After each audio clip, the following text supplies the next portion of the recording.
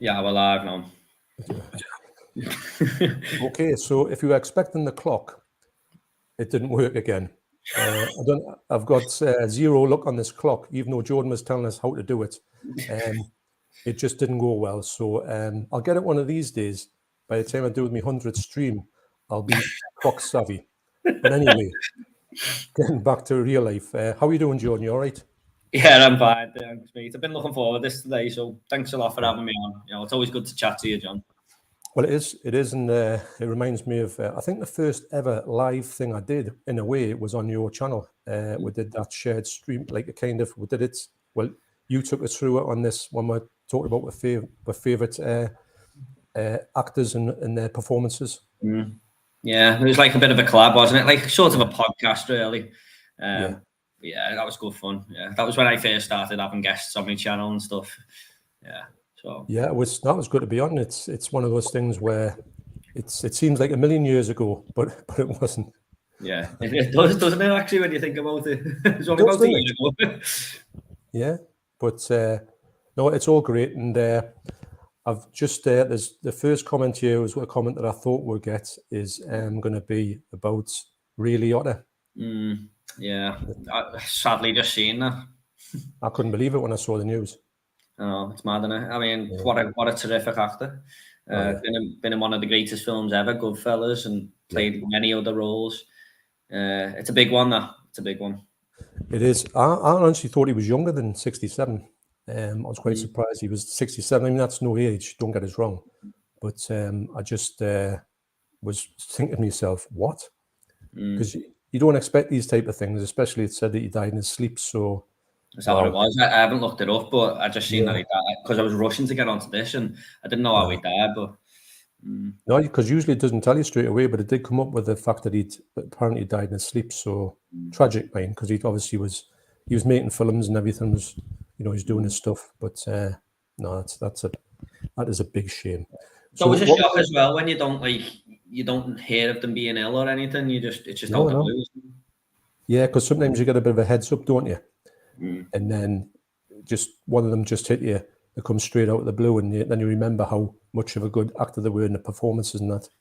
It's been a bit weird as well because I'm playing Vice City again at the minute, the definitive edition. Because they remastered all the Grand Theft Auto games, sorry. And he does the voice of the main character, and I'm playing it right now. So it was a bit, just a little bit weird, like.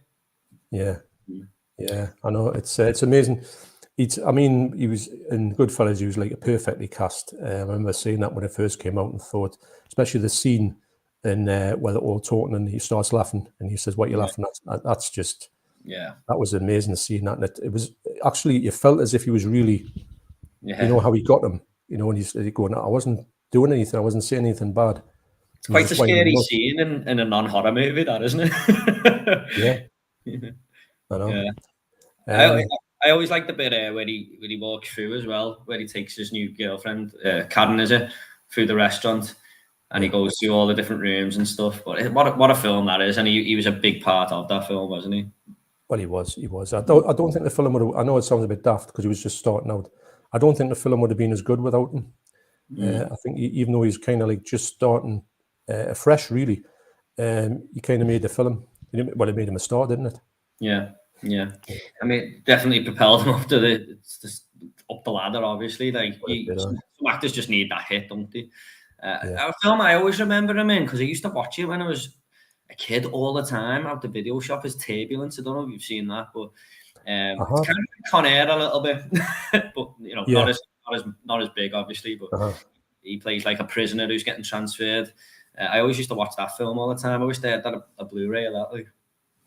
Yeah, he doesn't seem to be represented that much in movies. When you go in the video shops, sorry, like HMV and that, you can't really find too much of his stuff. There was a film I was looking at his video, what he's done, and I saw one Unlawful Entry, which I remember watching way back in the day, and we loved it, me and my wife. It was really good. Have you seen that one with Kurt Russell? No, I haven't seen that, John, to be honest. It's a great film. He plays like a bit of a psycho cop in it. And they don't know he's a psycho cop till it's kind of too late. Yeah. But if you can track that, I don't even know if it exists on physical media, but if you can, I I recommend that one. That's a really sounds quite good actually. Yeah. Or you know he can play as a bit of a psycho well, can't he? Yeah, especially with some of the faces he pulls and stuff. He had a good look, mind. He had a distinctive look. Yeah, and I've seen him here and there turning up and things. He always plays a good part. I like him as an actor. Very unique voice on him as well. I think he'd done quite a few animations in the past. I think I was looking at his filmography up before. Yeah, it's sad. It's sad. No, it is. It is. So what we're going to do tonight is we're going to be on about 10 o'clock because we've both got work in the morning. It's so we're going to try and get through as many comments as we can, and also we'll try and call it around about the 10 o'clock mark. But hopefully there's plenty of people in, plenty of people chatting. So we'll get through the comments and we'll sort of have a bit much through them, Jordan. Sorry. We'll have a bit much through the comments, Yeah, fine, mate. Yeah, sound by me. I just want to let everyone know, like, but this isn't my usual background. It's because the baby goes to bed at 7:30. I usually got loads of Blu-rays behind me, but I have to come downstairs on these live streams in case he wakes up. So that's why it's a bit of a bland background. I brought this poster to help brighten it up. Well, I've got me old TV there, which is going to get given to my son's girlfriend. She's going to take that one. It's just in the corner. I mean, it's got the light shining on it, so it looks a bit kind of in your face. But it'll be. I was actually wondering what that was, John. To be honest. Yeah, it's. I've got the plastic sheet from the new TV on there, just to keep it like from getting damaged or anything. But I asked Joni if she wanted it, and she did. Yeah. So it's waiting to get taken over to her house. So that's what it is. And I've moved it around to try and get the reflection away from it, but I can't. It just makes it worse every time I move it. So it'll be gone soon enough. So Movie Mad says, hi, folks. Hi, James. Hi, Tom. Tom 180, hello. Hello, Tom.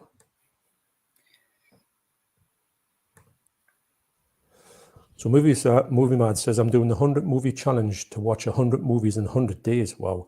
Coincidentally, last night's movie was Hannibal. Yeah.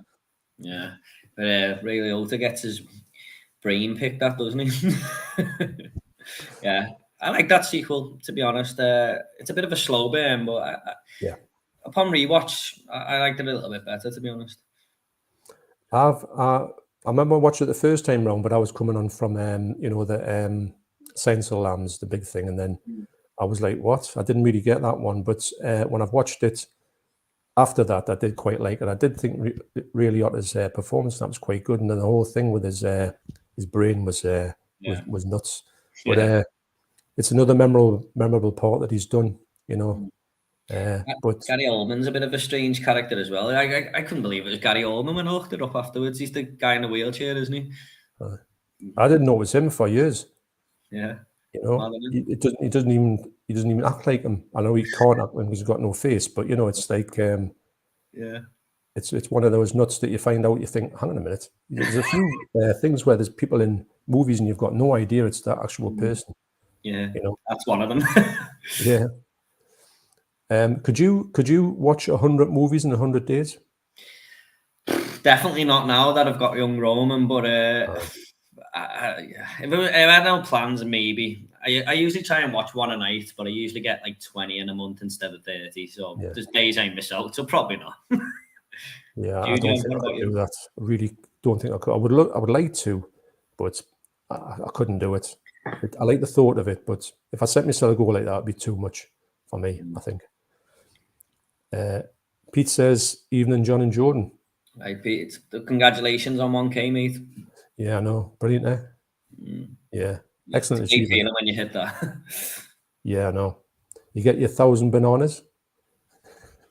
Yeah. You get your 1,000 bananas video. Oh, on the tube buddy thing, was it? Yeah. Yeah. Yeah, wow. Some of us don't know what 2000 is like yet, John. That must be a great feeling as well. 2000 is it's a weird number because you think of like 1,000 is like so big, and you just think wow, and you kind of 2,000 feels odd, I think anything over 1,000, I think when you hit 1,000, you feel like you've kind of done it.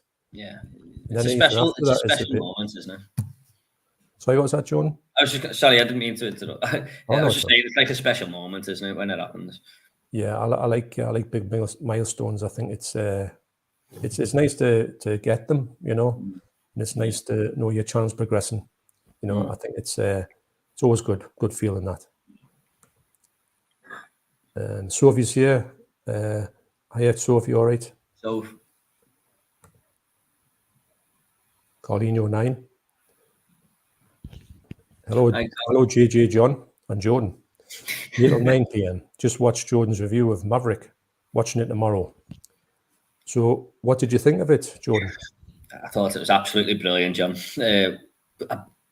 One of the best sequels ever made, I'd say. I think it just... I've watched the first one the other day and thought it was good. I don't think it's a great film, but I think it's a good film. But it just topped it in every way. And I don't want to sit here and compare them, but it was just...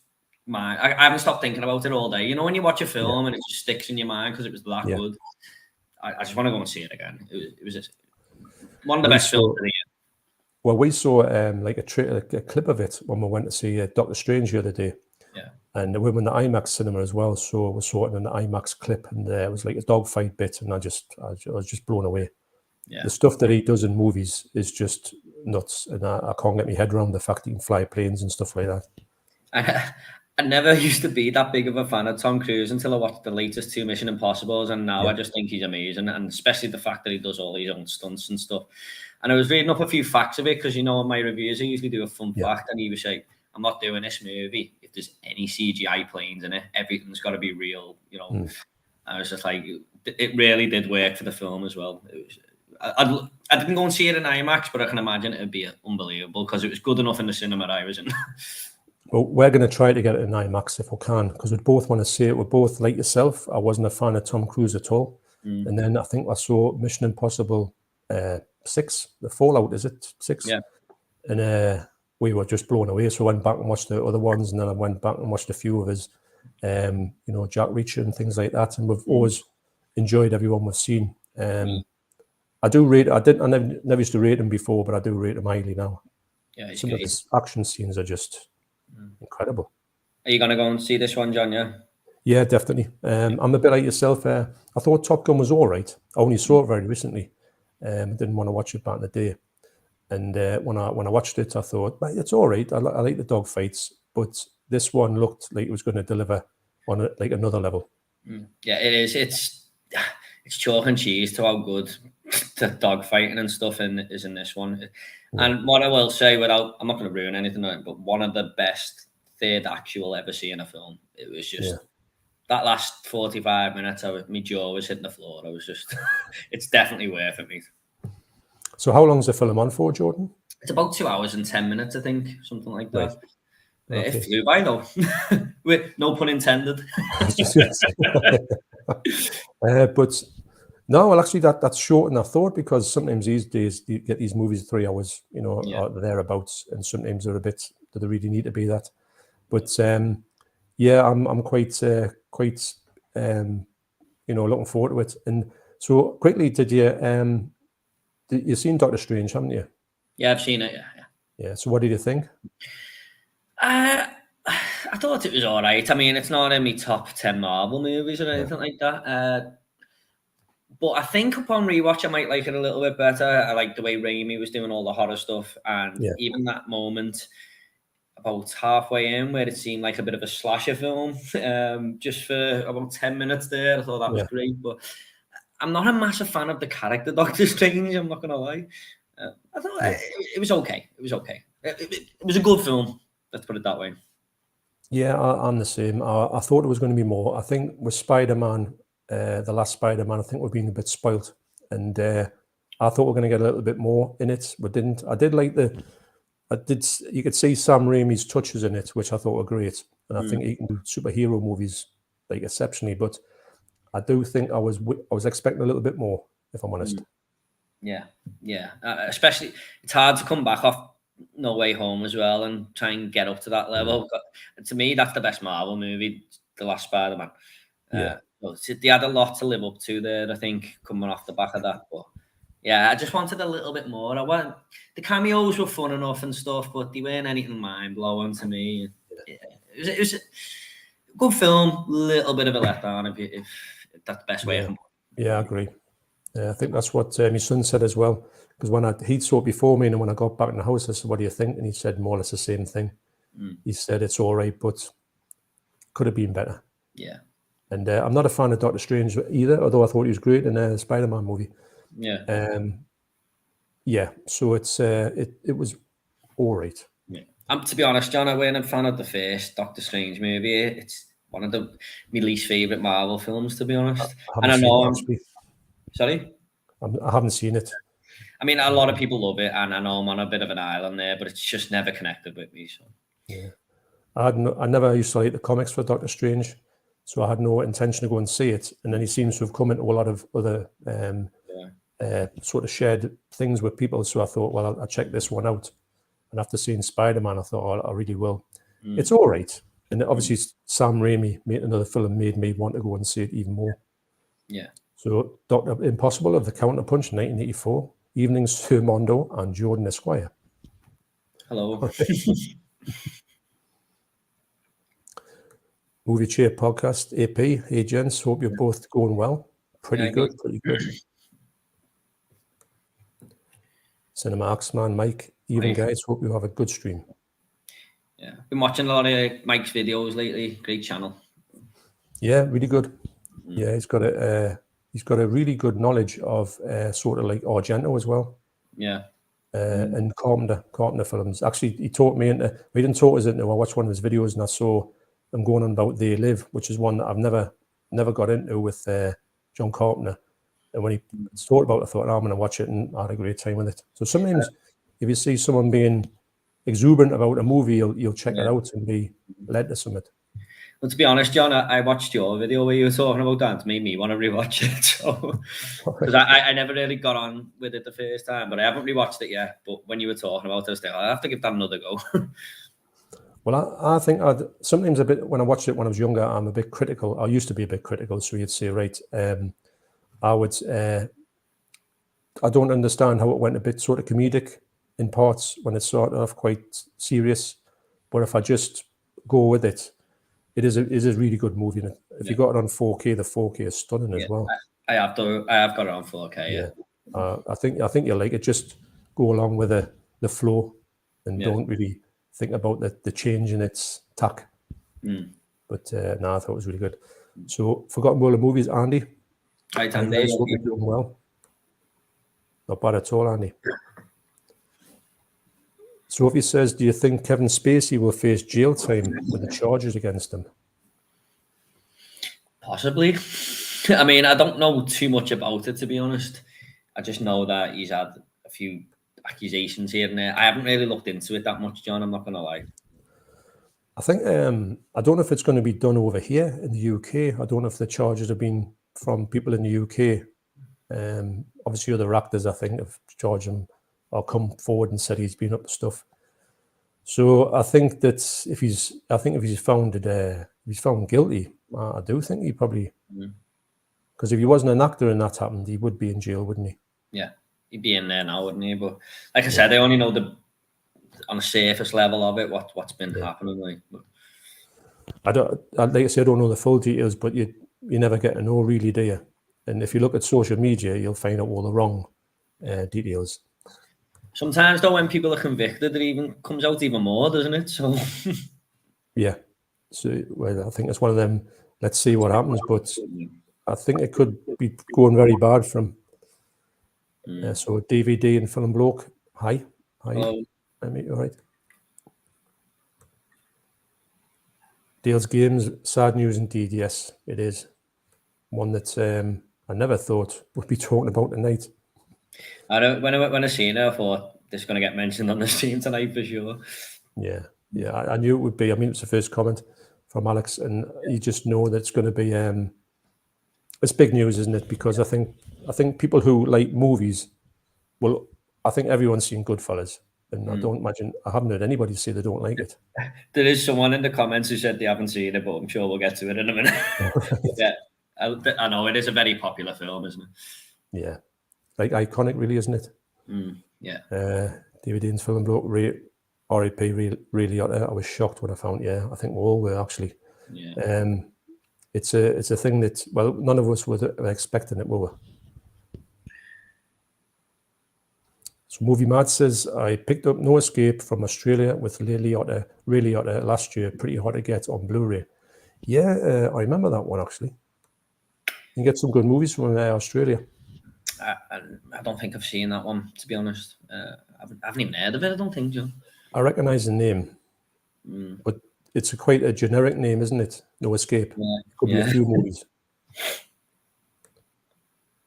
So Tom 180 says Turbulence with Ray Liotta was a good fun. Sort of an Xmas film too. Yeah, he's just reminded me there. I think it takes place on Christmas Eve. I think. I remember the plane having all Christmas decorations and stuff. All right. It's a really fun 90s movie, that. Bit like Die Hard 2. Die Hard 2 mixed with Con Air, I'd say. Exactly like that. Right. I'm sure I've seen it, you know. It just rings a bell. Yeah. And I know I used to watch a lot of his films. After seeing Goodfellas, I would watch all of his films until he became a bit more obscure. It used to be in my video shop all the time. Like, there's actually 3 of them, but he's not in the other 2. They're more like VOD movies, 2 and 3, but they're still actually quite good. Yeah. So is Turbulence out on Blu-ray? No, to be honest, John, I've been trying to do a top 10 Blu-rays I want to come out, and that's on there because I don't even think there's any US version or anything of it. No, really. It's amazing how these movies, like quite big movies and quite well-known movies, and people like them, they just seem to just disappear, don't they? Yeah, I mean, I think you think there'd be a standard release of that somewhere, but I just can't find it. I've looked on Amazon and stuff. It's nuts, isn't it?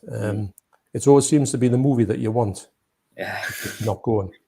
Actually, I was in CX today and I saw a movie called, I think it's called Roger Dodger or something like that. And I remember seeing it on TV. I think I've got it on DVD. It's an American movie.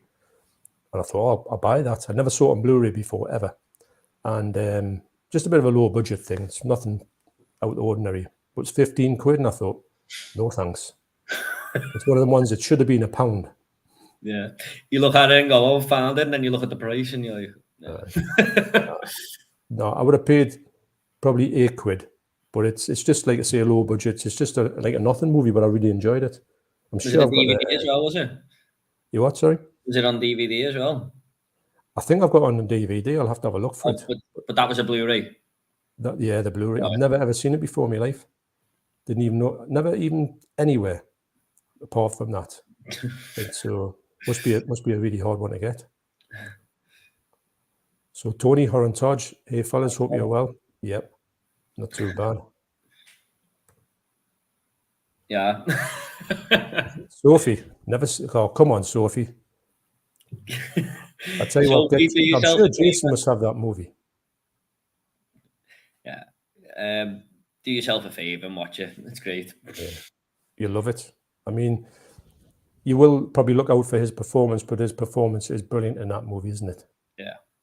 I was thinking as well before, I was thinking, she says he's a young 21-year-old, and that was made in 1990, wasn't it? Mm-hmm. So would he have been 35 in that movie, and he's passing off as a 21-year-old? Well, he could have been. He's definitely wasn't 21 because I was like the adult version of the kid, wasn't he? Yeah. Wow. But I always remember saying that in the film, and I'm thinking, there's no way he's 21.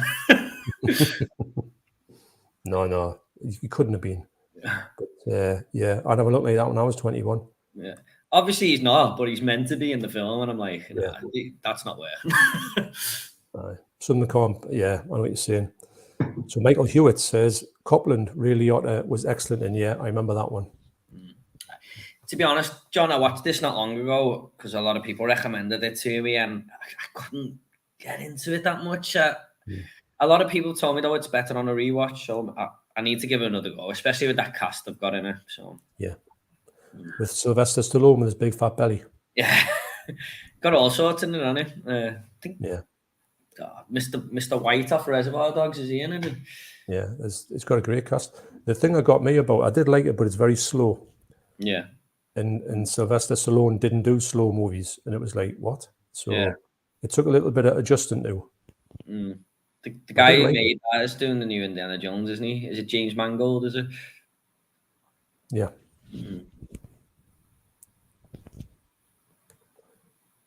So Pete says Ray Liotta was good in Hannibal. Yes, he was. Talked about that. That scene. Yeah. Wow. Movie Mad, I have Unlawful Entry, German release. Ah, right. I might look into that because it's a cracking little movie. You'd be surprised at how good it is. It's one of those ones that no one ever talks about, no one ever remembers. But I'll put that on my watch list right now, John, on Letterboxd. Yeah. It's without giving anything away, just I think Kurt Russell and his wife are they need to get somebody. I think something might be a break-in or something, so they need to get a copper involved. So Ray Liotta comes in as a copper, and they get like friendly with him, but they kind of certainly they soon realize he's not what they think he is, and then that all goes very bad. So right. I'm gonna put that on there now. Yeah. Oh, you can see Ray Liotta's face on the poster there. Okay, it's on there. We've got it on. So, I've got a watch list here, and it is on there. I don't know if you can see it, but right, yeah, it's on there somewhere anyway. Yeah. So Andy says Liotta is great in Identity and Something Wild. I've heard of Identity. Yeah. You can remember seeing the cover after that, but Something Wild was definitely one that was I had watched yonks ago. I think it was one of his first films, if I remember rightly. I haven't seen that one, to be honest. Tom says Narc was another good one for Ray Liotta. I think I remember that one as well. My friend Kyle always used to tell me to watch that, and I just never got around to it. But he had it on DVD and lent me it a few times, and I just didn't watch it for some reason. So that's got to be a kind of mafia thing, I would imagine. I think it's. I don't know if he's a cop in it or something, but right. I don't know. I just remember him. My friend borrowing me the DVD. I seem to think that he's been a copper in a lot of stuff. Maybe he's got that kind of. I remember, memories of him are that he played a copper quite a bit. Yeah. Michael says I have a lawful entry on Region 1 DVD. Great movie. So it's out there. So I will be definitely checking this film out. For that one. Just comments, just in the comments, just go whoosh. I'll just have to find out where we are. Because you touch the screen a tiny little minuscule. I know it's literally because I was just going on because I was down to me sort of lower comments, and I thought I'll scroll down a little bit, and it just went whoop. So right, I'm back on there. So Dr. Impossible says solely out there last month in an underrated film called Narc. Very effective performance from him with Jason Patrick. Worth a watch. Yeah. Sorry about the noise in the background there. Roman's going to bed. Is he not letting his bedtime story tonight? I think he's just up a little bit later than he usually is tonight, so my girlfriend's taking him up. But has he been busy today? What's he been up to today? He's been swimming today. Oh, right. Yeah. He can't half cry, I'll put it that way. They love to cry. Yeah. Certainly do. Pete says, really, it was Tommy Vicente in Vice City was fantastic. Were you talking about that? Yeah, he's brilliant voice work and a great character as well. Well, check your Instagram message if you can. I don't know who that's to. I haven't got anything there, James.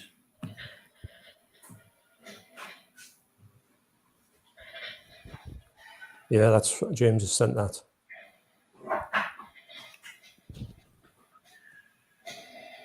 So we're getting some good things for so I think I'll definitely be picking that up. That's an Unlawful Entry.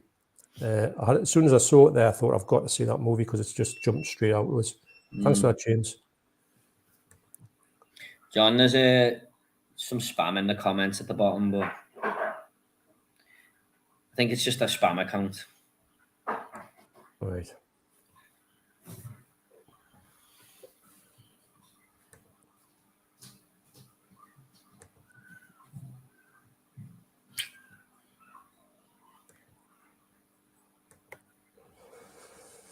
take care of them.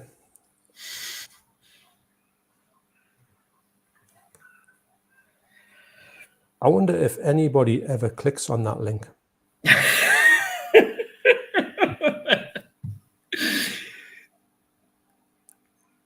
I mean, even if you're in the mood, you know, it's stuff, don't you? Oh, yeah. Yeah, you're right. Right. I'll try to do this without losing my comments, so I'm just going to do that. And if anybody sees them, don't click on them. That's our little tip for you. Oh, tip! I'll click on them and tell us what happens. Yeah. Probably your computer gets wiped or something. So we've got popcorn and horror. Evening, gents. Right, So we've also got Cy Robson there. Hi guys. All right, Cy. Mark Fairfield, evening chaps and chapettes. I'm Pete says, I remember about 10 years ago, I did watch 365 films in 365 days. I basically made up for it by watching about 10 films at the weekend, yeah. That's an achievement, that, Pete. It is mine, isn't it? I can't imagine how... mind you, when I was a kid, I did used to watch like 2 and 3 a day, easy, every day. Yeah. You know, probably if you got a film out of the video library and you liked it, you watch it about 2 or 3 times, wouldn't you, before you took it back? Yeah. Or like the ones that you own, you just rewatch them constantly, don't you? Yeah. Yeah. And you didn't have that many films, did you? You might have had 10 or 20 or something, but you were just used to watch them on a loop. Yeah, and it's like I love getting them on Blu-ray now because I have so much nostalgia with them, even if they're not very good films, because I used to constantly watch them, you know. Yeah. Yeah, so when you have a collection of about 20 or 30 whatever films on your shelf, and they're what you watch all the time. So what would you say was your sort of like favorite ones that you would watch constantly back in them days? Definitely RoboCop. I went to cinema the other day to see that, actually. Yes. Yeah, Terminator 2 as well. The videotape, I think I broke it in the end. It was just constantly watching that. But like, even when I was a kid, there was like films like Dennis the Menace and Home Alone and stuff like that. Yeah. Constantly used to watch them. I like that Dennis the Menace. It was pretty funny, actually. Yeah, that's another one that hasn't got a Blu-ray release. Yeah, I think I went looking for it recently just to watch it for the fact of Walter Matthau when he's got the teeth, when he gets the false teeth glued in. Yeah, but couldn't find it at all. Yeah, it's on Netflix right now, I think. But is it? Yeah. I want it on Blu-ray. Oh yeah, but you do, don't you? Mm. I mean, sometimes you will go and look at Netflix for these older movies, but you do want to get the actual physical one if you like it enough. Yeah, I mean, even though it's probably not a great film, and it's a kids' movie and stuff, you just rewatch it because of your memories, don't you? No, it was a great movie. It was cracking because I think my son watched it and I watched it as well with him, thinking, "Oh God, what's this going to be?" And I just had such a laugh with it. Yeah. Another one's Problem Child as well. Yeah, you can actually get them, John, because I've got them myself. Because I put a thing out saying I'd love to buy these Problem Child Blu-rays, and they point to be in the direction of Rareways. Have you heard of that website? Yeah. Yeah, and you get 1, 2, and 3 for a tenner. Really? Yeah, and I've got it upstairs. Yeah. I'll get them. I think the first one's amazing. The second one's okay. Third one's a little bit dodgy, but no, I think I'll get them on Blu-ray because we've got them on DVD in the house, but not the Blu-ray. It's got the late, what's his name? The comedian guy who's in it. He's like the headmaster, isn't he? Oh, he died like a month ago. He done the voice of Jafar's parrot. Oh, the little bloke. Yeah, Gilbert Gottfried. Yeah, with a funny voice. Aye. Yeah, I couldn't believe when he died actually because he was another one's been around forever. But he's hilarious in them films. He is actually, just reminding us on, and he's got that because you've got that the serial killer fella that he adores, and he dresses like the serial killer, don't he? Who like he's been in a few things, that fella. It's a great movie. Should get a lot more recognition in it. I mean, I know people say it's a kids' film, but it's a bit more dark Yeah. It's a normal kids film, isn't it? I'm sure the first one might be like a 15 or a 12, you know, I might be wrong there, but there's like some moments in it that it doesn't quite know its audience. Yeah, because he's trying to kill his family, basically, isn't he? Yeah. And there's a moment where he just like basically has sex with the mum in the kitchen. I think they used to cut it out on the TV, like. No, it's a great film, actually, and these things. I mean, if a film's funny, it's funny. It doesn't matter if it's a kid's film or not. Yeah, no. If you get a laugh out of the minute. So David Dean film bloke.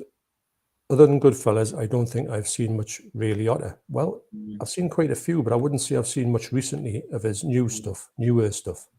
Yeah. I think I've seen him a lot just pop up in films sometimes. There was a comedy I was watching the other day, Hubie Halloween, with Adam Sandler, and he popped up in that. He's quite a funny character, actually. I've seen him in, I think, a TV show, and I think he played a couple of bits in a TV show there. He wasn't a main star, but he had a sort of like guest appearance type thing, and maybe something like Bates Motel or something like that type of thing. But I don't actually see him in movies, unfortunately. But I will go back and get a few movies now I've been reminded of them. I know the 4K for Goodfellas isn't too good, unfortunately. Yeah, I've heard it's not the best at transfers, is it? It's just the same as the Blu-ray, apparently. So I would like them to remaster that, because I would, it's something I would get. I would have had it yonks ago, but I've kind of held off because you don't want to buy a bad 4K, do you? So Mark says, should watch the 100-year-old man who climbed out the window and disappeared. Make it your 100th. Make it you 100th is an absolute classic. I think I've heard of that, No, I haven't. I haven't got a clue what that is. I just remember the title because it's so strange. Yeah, I love the title. Yeah. You definitely remember, wouldn't it? Yeah. I've never seen it, though, to actually pick up. He says, hello to all. I hope everyone's doing well. Great to finally see Jordan on your live stream, John. Have a great night. Yes. We've been talking about it for a bit, haven't we? It's just trying to get the sort of the stars to align. Yeah. Because, well, to be honest, I've had a busy couple of months at work, and it pushed my streams back a bit. I want to try and get 2 out a month. I know I've asked you for last month, but obviously I just couldn't make it happen. So, but it's here now. Yeah, we're in the moment now. We are. We're in the zone. So Ash says, I'm currently rewatching Field of Dreams. Been so long. Oh yeah, Ray Liotta's in that. Yeah, that's the other. I've seen him in that. Yeah. When I was looking through his filmography, I did notice that there was a Field of Dreams 2. Didn't even know that existed. I didn't even know that, mate. And I think he's obviously in it because it's in his filmography, but that's an odd one, isn't it? Yeah. Sounds like it's a bit of a straight to VOD one or something. Yeah, definitely. You'll be right. You'll probably pop up in it for about 2 minutes or something. Yeah, you're probably right. I hate it when you see them ones where they'll have them on the cover, starring such and such, and they're just in it for like a second. You feel duped, don't you? Yeah. I recently watched Goosebumps 2, and it had Jack Black on the cover, and he must have been in it for like no more than 5 minutes. No, it's a bit of a rip-off, like, isn't it? It's a bit strange film, that Field of Dreams. I watched it last year for the first time. It's a bit of a weird one, but I did enjoy it. What's that, Jordan? Sorry? That Field of Dreams, it's a little bit of a strange film. I watched it for the first time last year, but I did enjoy what I remember. It was just a bit strange.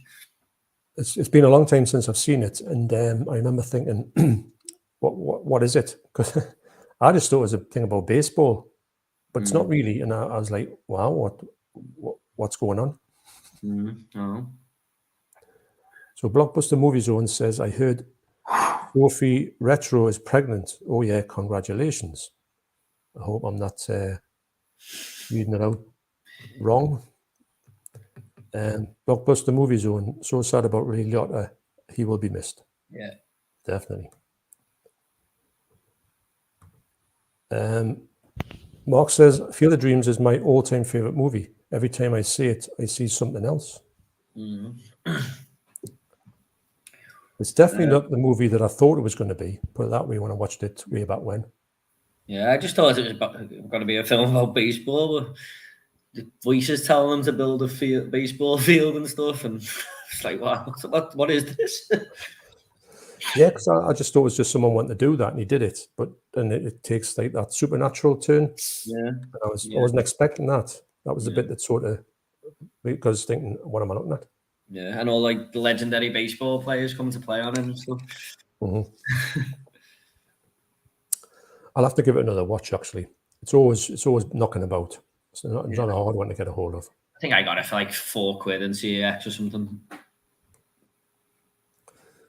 So Bristolian Dave, all right, me babbers. Glad to see you streaming. Gives me something to watch with my busted up leg. Yeah, I heard you've done your legging, Dave. Wow. Oh well. Have you ever done anything like that, Jordan? You ever got your leg? I haven't busted. No, I've never really touched wood. Like, I don't think I've only ever broke my finger. That was it. Right. A big metal plate slammed on it, and it wasn't my fault. It was the guy who ran the I remember company. that. Yeah. Oh, I've never felt pain like that. I bet. What about so you? Is it all right now? The nail hasn't grew back fully. It has grew back, but it's in a weird shape. So should have probably put a clean. His son works. He's like at a gym, and I was talking to his kind of like boss, a lad called Andy, and he dropped a weight on his finger, and his finger burst. So he had the picture on his phone, my son Matthew, and he says, "Do you want to see it?" I says, "No, I can't see it out like that. I hate stuff to do with hands." And when I saw him the other night, he showed us his finger, but he didn't have it covered up or anything. But he said that sort of it split. This bit was hanging on, this side hung on. The rest of it was like off like that. Oh. So and the bone was hanging out. So, but he's had it put back on with plastic surgery. And to be honest, it looks okay for what he's had done. But he said it didn't hurt that much. I said, "Oh, it must have done, man, Andy." I can't imagine that not hurt. Unless he passed out and he didn't feel it. But, I never want to see that picture, put it that way. Sai says, have you seen Everything Everywhere All at Once? It's an absolute beautiful film. Have you, John? I haven't, but we're dying. We're going to go and see it. Yeah, I'm looking to go and see it, but I think I'm going to have to go on my own because with planning the wedding and stuff, because we get married in a few weeks, it's just... All right. We've got to pick up. Well, Sam sort of got... She lets me go on my own and stuff, but it's getting her to come and stuff. It's been trying to wait for it because I wanted to go and see this, but I think I'm going to have to go on my own at some point. But I'm dying to see it. I've heard great things.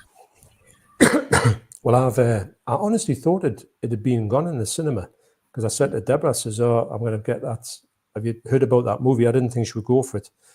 And I says, I'll pick it up if it goes on Blu-ray. She says, "Oh, no, it hasn't been to pictures yet." And I said, "Will you go and see it?" And she goes, "Oh, yeah, definitely." Because it's got Michelle Yeoh, who we think is brilliant. So I'm surprised she's going to what. But yeah, I think it's going to be... I've heard nothing but good things about it. Like, yeah. It's still on in my cinema. Like. Pete says, couldn't care less about Tom Cruise till I watched Mission Impossible. Now I think he's a fantastic actor and good on him for doing his own stunts and CGI stuff. Yeah, totally agree. Yeah, I agree with that. We were both saying the same, weren't we? Yeah, it's funny because he back in the day, right? He didn't seem to do much action stuff, like real action stuff. I didn't take you notice him doing the action stuff, but these days, you're kind of looking forward to it, aren't you? Mm-hmm. Did you see the Mission Impossible trailer? Yeah. Yeah, I thought that looked amazing. It's insane, and the things he does, because he's kind of like a modern day Jackie Chan, so he's got no fear. Yeah, I couldn't do half them stunts he does. In fact, I couldn't do anything. Hanging onto planes in Rogue Nation and stuff like that. I know. It's the heights. I can't do heights, and he does heights as if it's nothing. Yeah.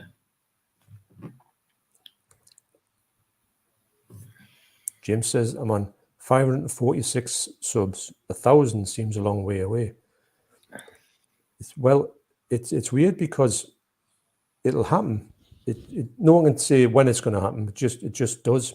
And if you stick at it, it'll happen. And I think it's a good feeling to have 1,000. I do. Yeah, I think sometimes you just gotta hit that sweet spot as well, because I was on like 800 or something, and I shot up to 1,000 in about 2 weeks or something like that. Yeah. 3 weeks because of them Line of Duty videos. So they really shot me up then. I think you're right. I think it's kind of sometimes it's a bit of like right place at the right time. And when things come together, you just kind of shoot up. And the main thing is, when you say to somebody, there's no way you can sort of explain that. It just happens. And if you could explain it, make a video on it, and you get 1 billion subs off it, because it's the video everybody wants to know, isn't it? How do you get all them subs? But in truth be told, you don't really know, do you? No. It just kind of happens. I could probably review an old film, John, in a few weeks, and it could get 10 views, and I could do another film and it might get 1,000. You just know, you never know it. It's really hard to get your head around YouTube, I think. I mean, you're doing really well. I can't believe how quick you've got. Well, I can believe it because your channel's great, but you've really shot up there. But it's not easy. I don't think it's really finding that sweet spot and what your audience loves and stuff. Well, I think that it's a funny thing. It's not something you can sort of explain. I think that I'm so grateful that people watch and come back. And the fact is that it's on a roll, and it keeps being on a roll. So I'm happy with that. I think that if I can put out, at the moment, I can put out 3 videos a week, no problem. Sometimes it gets a bit tough for work when it gets a bit busy, but I can put them out. And maybe because I'm putting videos out all the time, I don't know. But I enjoy it. That's the main thing. That's the best thing about it. If you enjoy it, just crack on, Yeah, that is the main thing. If you're not enjoying it, it's not worth it. Well, that's it, isn't it? And I've always enjoyed being in this, like, because you could, if I've got like vinyls or if I've got music, I can branch out into that. So just maybe even do that, but I wouldn't feel the same. I prefer this movie thing. I think the movie thing for me is I didn't know if this would be me thing, but it's definitely me thing.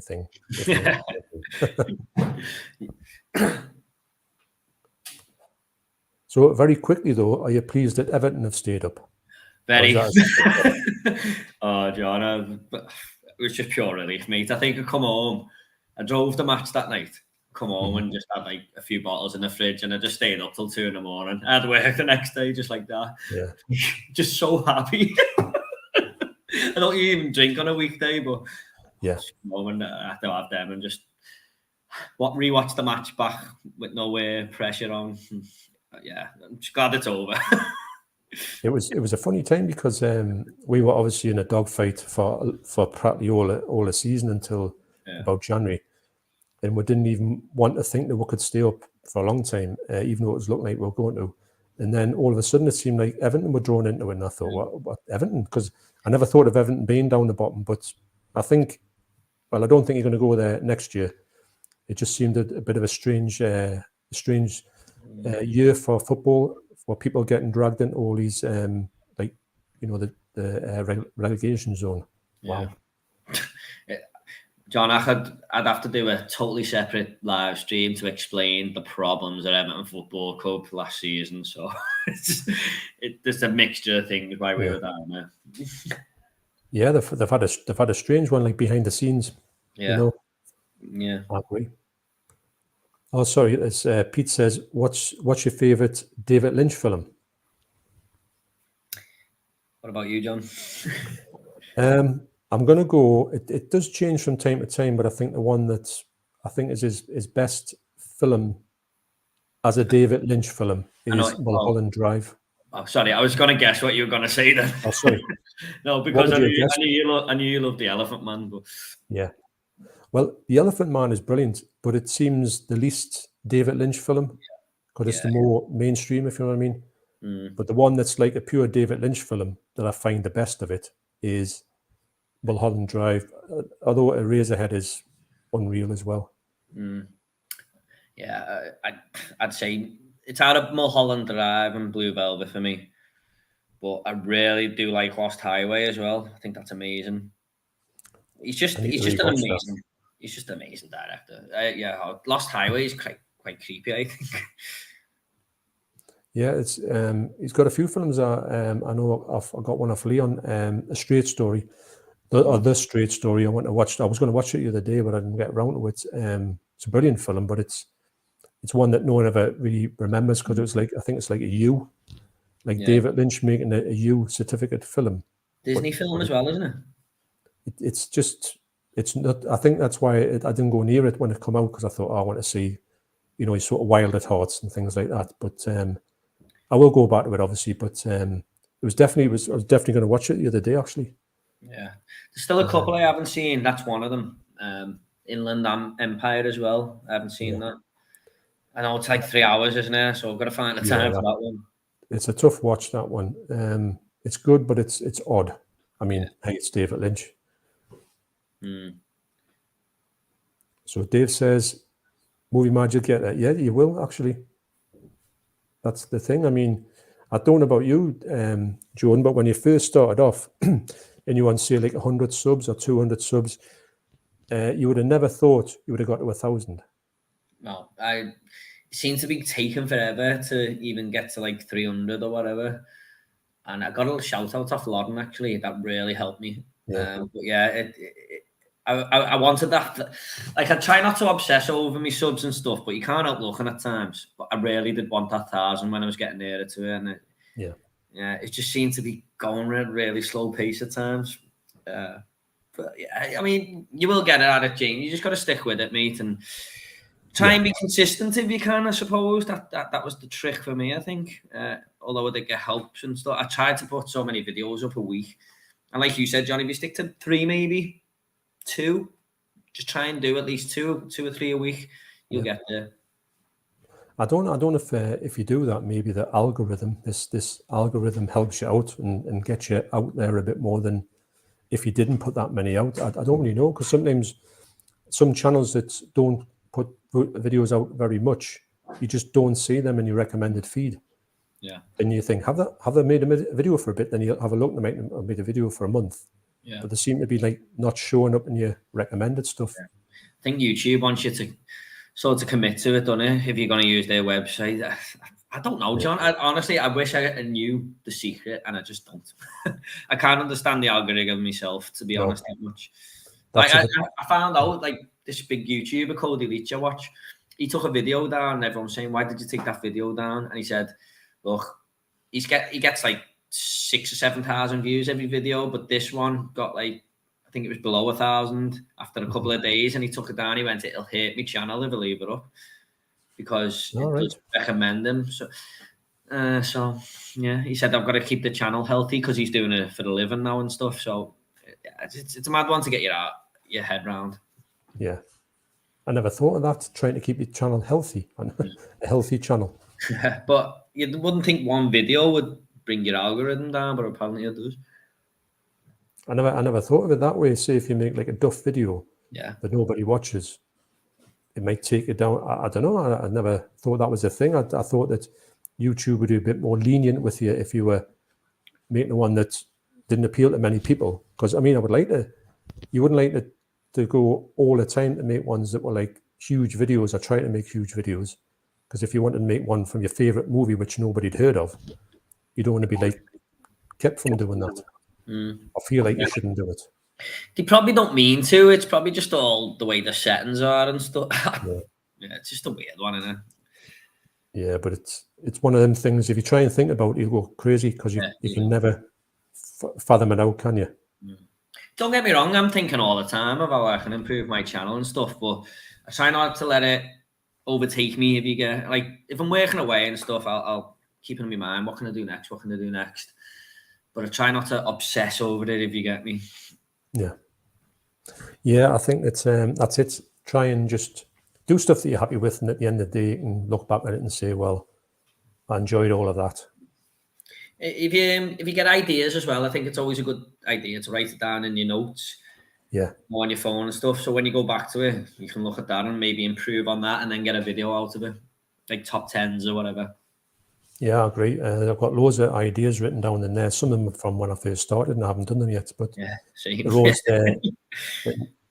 Yeah, and you can, like you say, you can maybe look at it and think, oh, well, on hindsight, that's not that good idea, but a version of that is much better.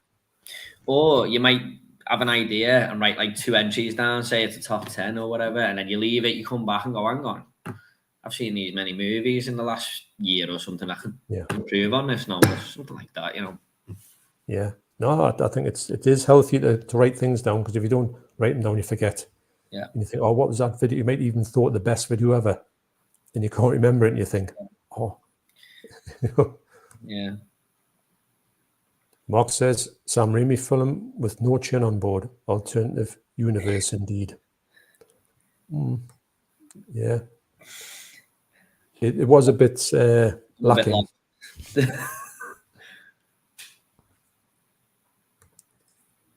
Spectrum Kid. Even gents. Question. Who was a better director, Ridley Scott or Tony Scott? Nah. You got to say Ridley Scott, I suppose, haven't you? But Tony Scott's made some good action films. Yeah. Oh my God. I'm going to go with Ridley Scott because I really love The Last Duel as well, which he's just made. And Alien, of course. What about you? Well, I'm going to say, well, probably Ridley Scott is the best one, but I think Ridley Scott does Ridley Scott movies best, and I don't think if Ridley Scott did Tony Scott's type movies, he would do them better than Tony Scott. That makes sense. Yeah. So, but I don't think if they did their other, they swapped over, I don't think it would have been that successful. Yeah. I like the way that Ridley Scott's movies look. They look like a Ridley Scott movie. He done Blade Runner as well. Did he do Blade Runner? Yeah. Aye. Great film, that. On rewatch anyway. I really loved that second time around. I didn't like it at all when I first saw it. Yeah, neither did I. Didn't get it for a lot of. I watched it about 7 times before I got into it. Blockbuster Movie Zone. Doctor Strange was a bit of a letdown. Kind of was. Yeah.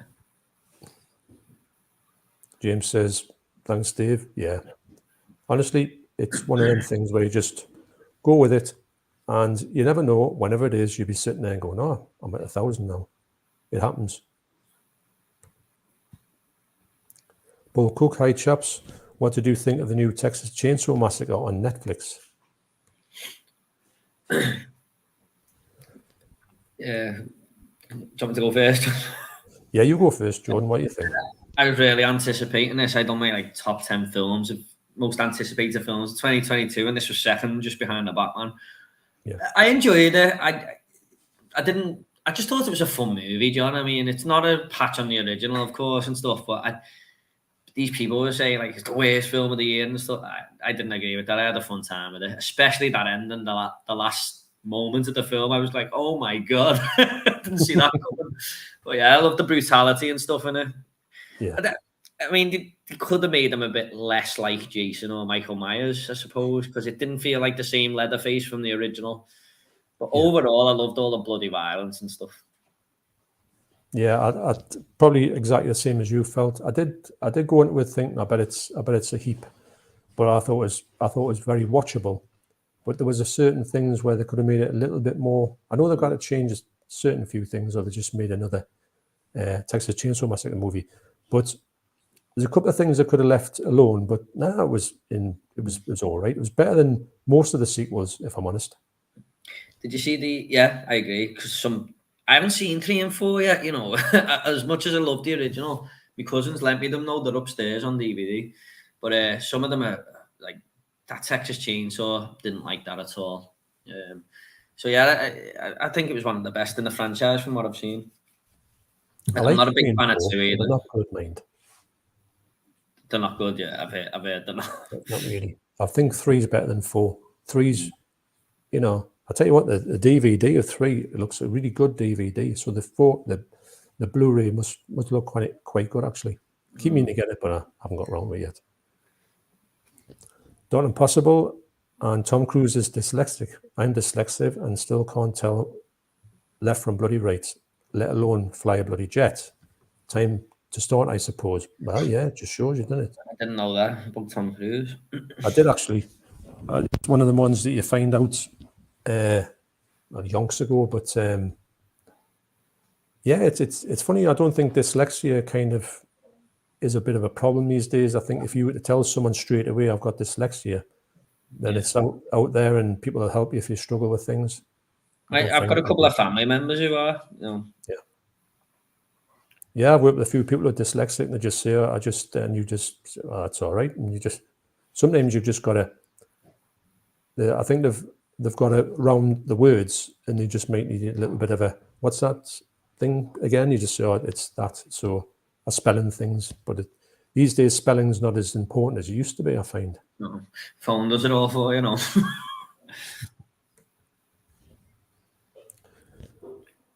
Pete says, what's your favorite video game movies? Now, I'm no knowledge on this one, so you'll have to take this one, Jordan.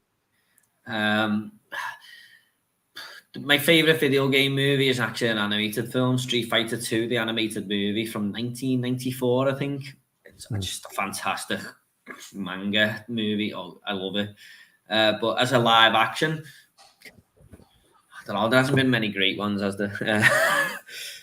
I really want them to come good as well because there's so many stories they could do. I don't know, maybe Sonic or Uncharted.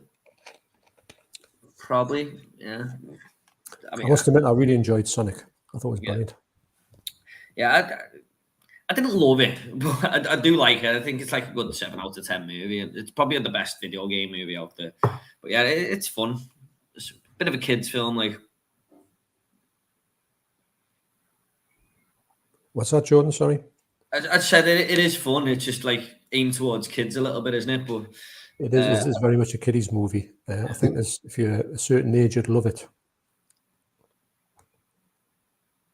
Man Cave Movies, enjoying the video, lads. Thank you for watching, Chris. Pete says, what's your favourite Steven Seagal film? I watched Under Siege and the birthday cake scene certainly left a lasting impression. Yeah, I've just watched Under Siege 1 and 2, and I think the only Steven Seagal films I've seen. But I do want to watch more of them now. A lot of people have been recommending them to me, but I know there's one called Hard to Kill. Yeah. And he says a line in that is the greatest movie quote of all time, which I have seen. But he says something about taking it to the blood bank. So yeah, I want to check that one out. But I thought Under Siege 1 and 2 were on par, to be honest. Yeah, I like his early stuff. On Deadly Ground was all right. Nico was good. Yeah, I think that, but these days he just doesn't do anything. He just sort of mumbles and just walks around. That's his movie. You don't see any sort of action of any.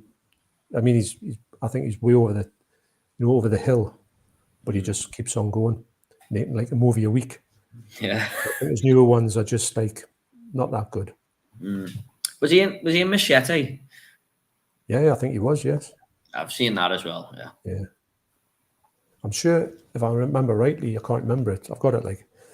And he doesn't like playing a bad guy. Is he a bad guy in there? I think he is a bad guy in Machete. But he really doesn't like doing a bad guy. Oh, I don't know. DVD and Film Blow, yeah, it sure did. Yes, you're right there. Not Impossible, there's a lot of it in Hollywood. Just thinking of the Cotton Club murder that happened back in the 1980s. It goes back to the film with Richard Gere of the same name, directed by Coppola. I don't know if that's referring to Kevin Spacey. Oh, yeah. Yeah, there's I've heard of the Cotton Club, and I know there's a movie about it, but I don't really know too much about what that's pertaining to. Yeah, you always get a scandal in Hollywood, won't you? Yeah. Have you been watching Johnny Depp at all? No, I've been seeing what people are saying though, and what's come out each day and stuff like that. Yeah. But no, I haven't been watching it, John. To be honest, it sounds strange. I'm watching it just for the fact that you're just seeing Johnny Depp, just sort of sitting there laughing at stuff. I think it's quite funny. I will, if I had to decide on somebody, I would be more inclined to believe Johnny Depp. Yeah, if I'm honest. That seems to be the general, consensus, really, what everyone's saying. I mean, I think they're both not telling 100% of the truth, but he at least seems to be telling more of the truth than she does. Neil Jones, hiya Neil. Shocking news about Ray Liotta. People are wondering if it's in the vax.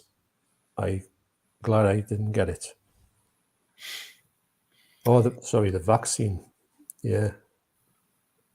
Could be. You never know. You never know. You hear people taking it and not agreeing with them at all. I hope not. The monkey to the guy talking besides Mondo, that's Jordan. Joe Peck looked 45 while playing those early years in Goodfellas. Do you both agree? Seeing him with those teen girls looked super creepy. He did look 45 in the movie around that, didn't he? It's a while since I've seen Goodfellas, actually. I've been wanting to buy it, but I held off on the 4K, so it's kind of stopped us from watching it, if you know what I mean. I'm going to have to track it down. I don't know about the teen girls. Is that happening in the film? I can't quite remember. I know he goes on a date, doesn't he, with Ray Liotta and Karen and their friend. Yeah, a bit sketchy on that one. Can't remember too much about it to say either way, but yeah. AP says, which 20th Century Fox franchise would you like to see more movies from under the Disney banner? Planet of the Apes or Alien? Oh, definitely Alien. Yeah. I like both franchises. Like them last 3 Apes films are great, but I just want more movies like the second Aliens film, to be honest, where expand that universe a bit. None of this Prometheus, Alien Covenant crap. When Prometheus come out, me and my son went to see it, and we enjoyed it. But I remember sitting next to a bloke, and the bloke said to us, "So how on earth does this tie in with Alien?" Because I thought it was going to be the one to go up to Alien, the first Alien movie, and it didn't. I says, "I haven't got a clue." So then when then they would say, "Well, they're going to marry them up eventually," but that just doesn't seem to have happened, does it? No.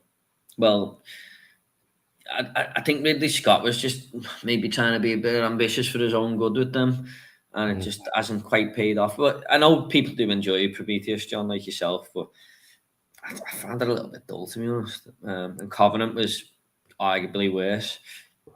Yeah, they didn't, because if you've got a film like Alien and Aliens, it's hard to live up to. But yeah, I didn't understand the whole story behind it because it didn't seem to resolve itself. I appreciate them going in different directions, but it's a totally different formula what you're trying to do, in my opinion, to what I like. Maybe just go this direction, not that one over there. Aye, yeah, I was just a tangent. You thought, well, but I would say Alien myself, definitely. I did like the Planet of the Apes, so I thought they were a decent watch. Much better than I thought they were going to be, actually. Yeah. So just those in the comments slightly. I've just read that comment. I was doing it because I think myself. I was down the bottom and I thought I'm going to lose this, but I did. But it's shot all over the place. So when I find them again, I'm looking for there it is. So Chris says, gonna watch the rest on replay in a restaurant with a wife watching under the table while she feeds a little one. Hey, the things you've got to do. You know all about that, Jordan? Yeah, I got a comment. Is it Chris, is it? Yeah. I got a comment off you today, Chris. I will reply to you soon, mate. I just sort of reply to everyone at the same time. I will get round to it, mate. But thanks for watching. Yeah, Chris has got a great channel, actually. Yeah, if I'm not subbed, I will sub when I get round to the comments. He was talking to us on Instagram, and I'd asked him if he had a channel, and he said he has. And when I went and looked at it, and he had 2 videos on, and they were there was a shorter one and a longer one, and the longer one was so professional. And I thought, wow. So he said he's got he had another channel, but this is his first time when he's went to do movie stuff. So I think he's gonna he's got really good. You can tell he's cut his teeth on something, you know. Yeah. It's one of the best first videos I've seen, if you know what I mean. Yeah. Right, just trying to skip past there. What you don't click it. So Hard to Kill is, Stephen says, Hard to Kill is my favorite Steven Seagal film. Yeah, I think it's a really good movie, actually. Have you seen Hard to Kill yet? No. I've just seen that quote that everyone likes, but I haven't seen the movie. The funny thing about Hard to Kill is the fact that he's put in a coma for, I don't know, a year or something like that, and then he just gets up and walks off the bed. You know, you wouldn't have no muscles in your legs or anything. I mean, he does sort of maneuver himself around with a crutch to a bit, but he can sort of kick people to death after about a week, and you think, nah, that's not really how it works. Like, there was a magical time for movies where stuff like that happened, wasn't it? It was just, you got some really strange stuff. Yeah. Right.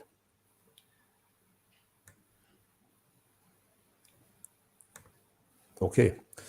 So DVD and Film Bloke says, yeah, I have no idea why spam bots even exist and how YouTube can let it happen. Well, that's what I feel. I mean, they can give you a copyright strike in a millisecond, yet they can allow all these fake channels to come on. I don't get it. They do seem to remove comments on my videos if I don't reply or just leave them, but whether that's the spam channel removing it or YouTube, I don't know. But they shouldn't be in live streams and stuff doing all that. No, I know. I'm working my way through them anyway, and they're not being too much of a hassle. But I agree. If you did, your computer would probably catch an STD. Yeah. Tell us about that. It's one of them things where you think you would hate to click on it by accident and just think, oh, I don't believe this.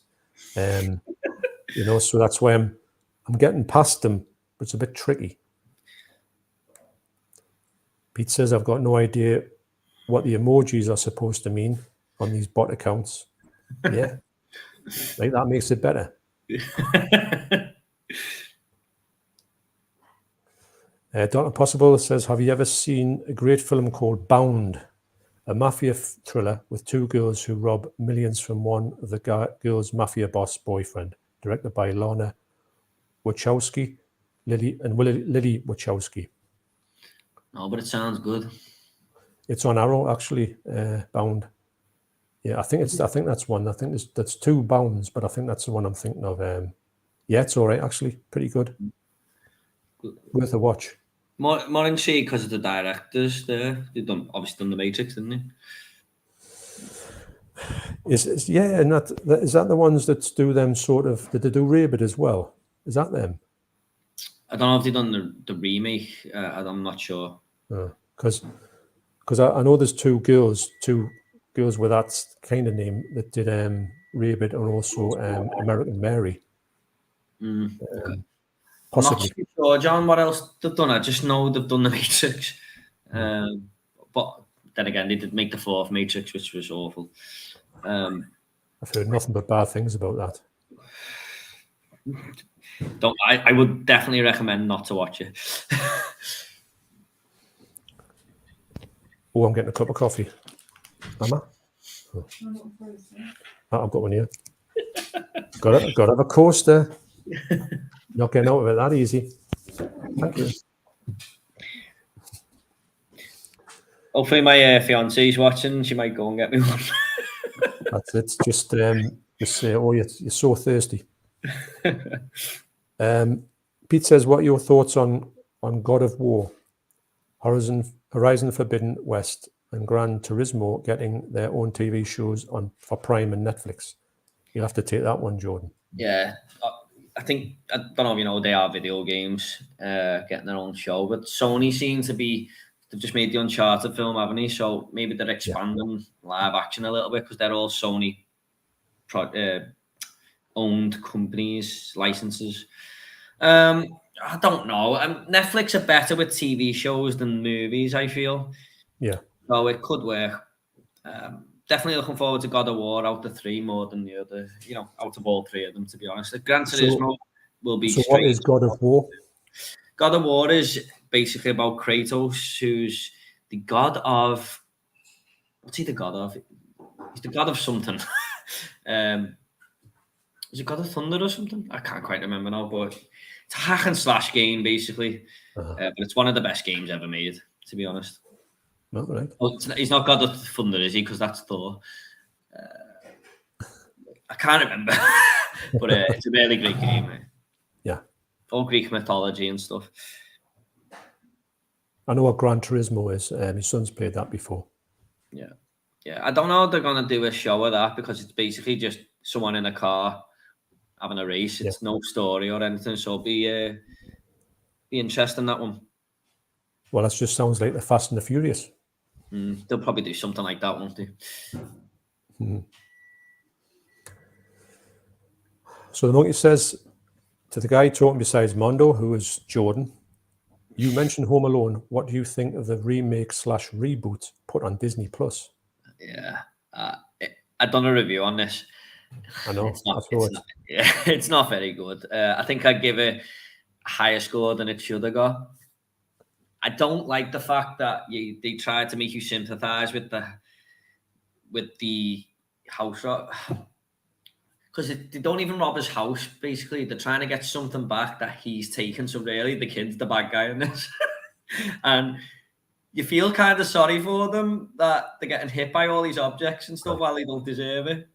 But there was a moment at the end that I was like, I was crying with laughter, where he's trying to catch something in the air and he's stepping on everyone's face and stuff. But it's not a very good movie. It's just nothing on the first 2. Yeah, because that's the young lad out of Jojo Rabbit, isn't it? Yeah, and he's really good in that as well. Right, yeah. But no, I think I had a chance to watch it, but I remember watching I think I was tempted to do it just to see what it was like. And I watched your review and I thought, no, I'm not. So you saved me an hour and a half of pain. So Ellery Fiddler says, hello, John and Jordan. Hello, Ellery. If you guys had one film you could recommend to somebody as why you enjoy films and what got you into collecting, what would it be? Keep up the great channels, guys. Thanks very much. That's a good question. I mean, I think the reason I love films is because of Terminator 2. I remember my mum and dad got that out the video shop, and I hadn't really seen much movies back then. I think it was only like 6 or 7 or something, and I just couldn't believe what I was seeing on the screen, and I think that's when I fell in love with them. So I'd probably say Terminator 2. Yeah. The reason I collect it's a bit weird, but my dad just said something to me years ago, like, wouldn't it be great to own every film out there? And then it just stuck in my mind, and that's when I started collecting. Even though I do go for quality over quantity now, I don't try and get every film ever made. So say if you had the chance, say if you had a huge house and you had the chance of unlimited cash and you had a sort of... There was looking, this is a hypothetical here, and you had a sort of annex that you could do that. Would you try and do that? Would you try and say, right, I'm going to fill that up with everything? Or would even you still go to sort of...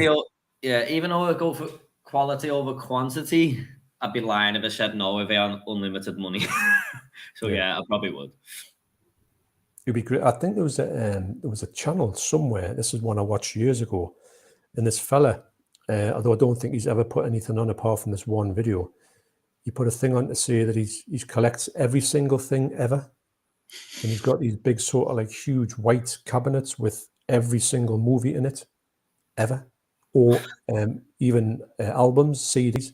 And I think he's got somebody pays to actually go and find these things from him. He doesn't look at them. It doesn't do anything with them. He just wants to own every single thing.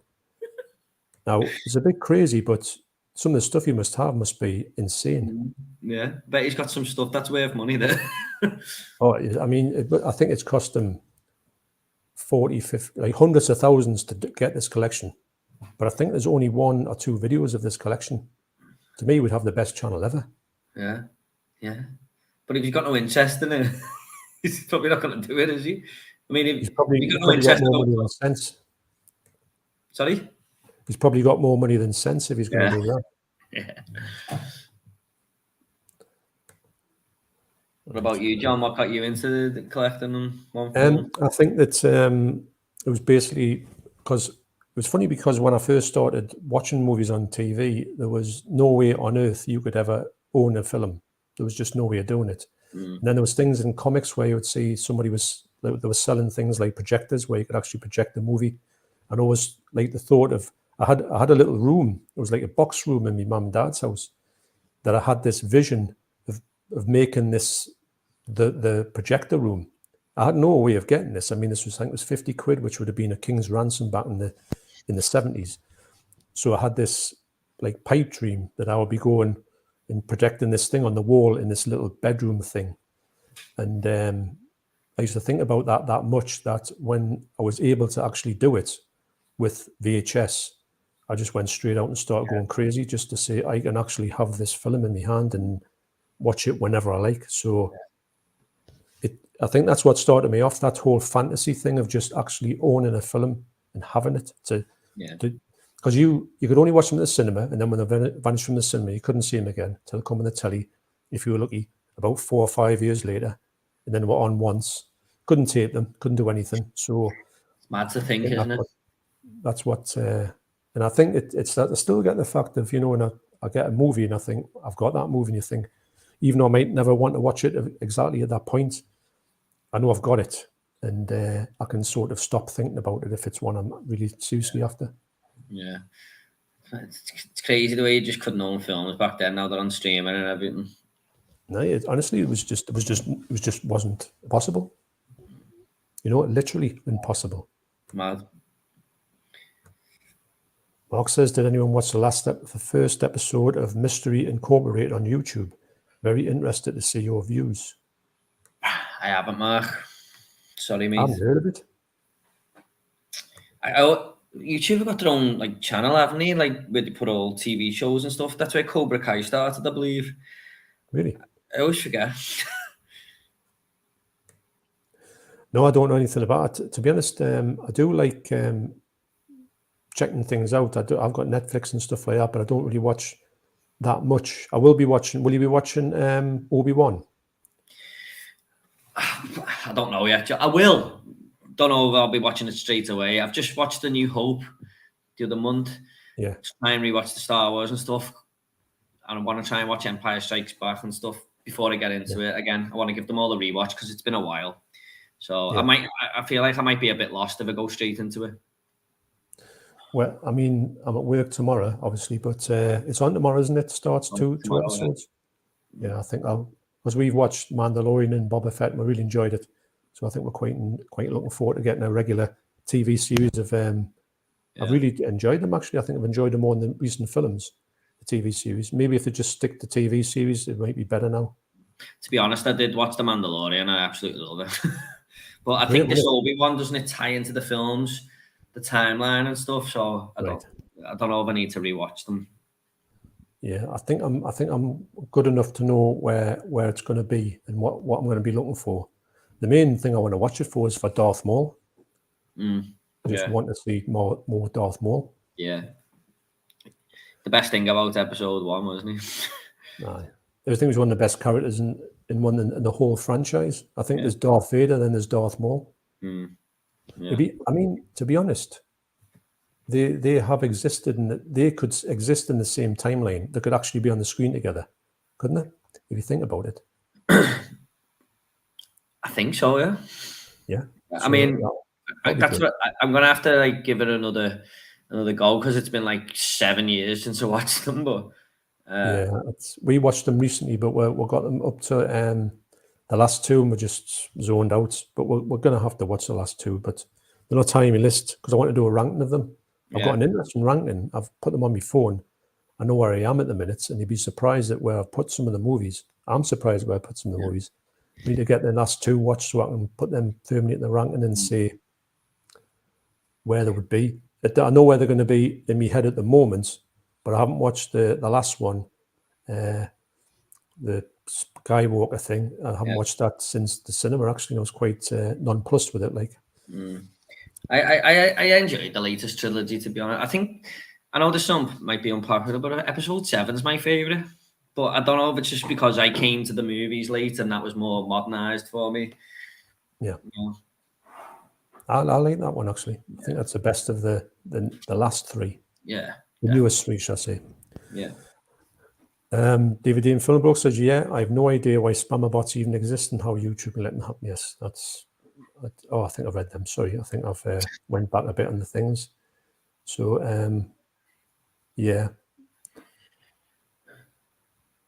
right.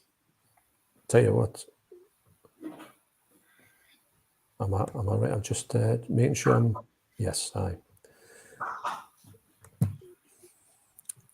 Pro Physical Media, Noz. You all right, mate? Hello, good friends, and apparently bots in chat. Yes, the bots. I wonder if they sub to your channel. They could at least have the decency to sub to your channel, couldn't they? Is that the person where my sub keeps going up and down all the time? Might be them. They're the ones that when you put a video out, that instantly go off your channel and then come back on. Yeah. That's a good one, isn't it? Do you find that when you put a video out, somebody always unsubscribes immediately? Yeah, especially if it's been a few days. Yeah, and you just think, thanks. Yeah, it might be them. Neil Jones, Dr. Impossible, Bound is a great film noir. Two lovely lesbians. Sorry. The baby was just doing a strange scream. The girlfriend's gone to see if he's okay. Yeah, go on. Sorry. I know they have you on edge, don't they? Oh yeah, I don't know half Panna. Yeah. So how old's he now? 8 months on Sunday, I think. Wow. Something like that. This week, anyway. Yeah. Flies over. Yeah. Tell you what, he'd be walking soon if he isn't already. He's nearly he's trying to crawl all the time. So yeah. I tell you what, that's the end of your life. You'd be chasing him around. I just said to her, we're going to have to lock the living room door, not let him run around the house. Yeah. The things you can... I remember one day, my son, he was older. I think he was about 1 or maybe 1 and a bit. And he'd learn how to come downstairs. So, funny enough, he used to cry every morning, so he used to get up. So he hadn't cried this morning. So I remember thinking, I looked at the clock and it was like a bit later than it should have been. I thought, hang on a minute, he must be on the lie-in, which he never had a lie-in. So I went to his bedroom, he was gone. And he was downstairs and he got me, I don't know how he got it, but he went and found my video camera and he'd broken it, he'd pulled it all to bits, and he's sitting there with a video camera going, way, and I thought, why did he go for that? And also, how have we broken it? It's still broken. I still got it, but it's still broken today. Great. Try and grab the nearest thing in sight, no matter what it is. Oh, yeah. No, they love stuff. They love just being into everything. And then I'll tell you what, they do some damage, man. And it's always a thing that you would not want to do. I know I had he was a bit older at this point, and he had a Lauren Hardy tape, and he pulled the whole thing out. You know, like that. And I went, oh, you've done Lauren Hardy. You could have picked something rubbish like Thomas the Tank Engine. So so this Bound film attempt to rip off the Mafia, I absolutely love film noir. I do, actually. So, do you have any questions? Yeah, I don't. The film noir things I can think of. I don't think I've seen that many of them, to be honest. Chinatown one. Yeah. Yeah, that type of thing. You know, it's got that kind of darkness about them. Yeah, I think they're great films. Used to be loads on the telly. You know, like Humphrey Bogart and stuff like that. And was it The Third Man and thing? You know, they were good, but they become a thing that no one ever did. And I think sometimes they do them that now. They're mostly 50s movies. Yeah, definitely. But I think they're really good. They're really watchable. You usually got to get really good story. Don't Indicator do a lot of them? Yeah. They do, and they do good versions of them actually. The Monkey. What did you and your friend called Jordan think of the 4K transfer? you know the Monkey. That it's not hard to write the word Jordan in there. Think of the 4K transfer of Field of Dreams featuring Ray Liotta. I think he's saying it to. Oh yeah, sorry, he's just asking us. Isn't he? Have you seen the 4K of Field of Dreams? No, I haven't. I've only got the Blu-ray. Unless he's asking Mon FP there. Unless it's not even. I don't know. I don't know actually. Usually I kind of know. I think if I had to guess, I think it's got a good transfer. I'm sure I've seen somebody remarking on it and saying it was decent. I could be wrong on that one though. Dr. Impossible said last night on Pete's stream it was a botastic night. Oh, meaning bots. Yeah, they just they come up, but the main thing is about these things is you just don't pay any attention to them. Try and get rid of them and try not to click on the link. It is annoying, isn't it? Nos says, I bet Dr. Impossible of Counterpunch. 1984, what a name that is. That's great. It says, yeah, too many Randy bots on the screen last night. You need a cold shower. Yeah, they do.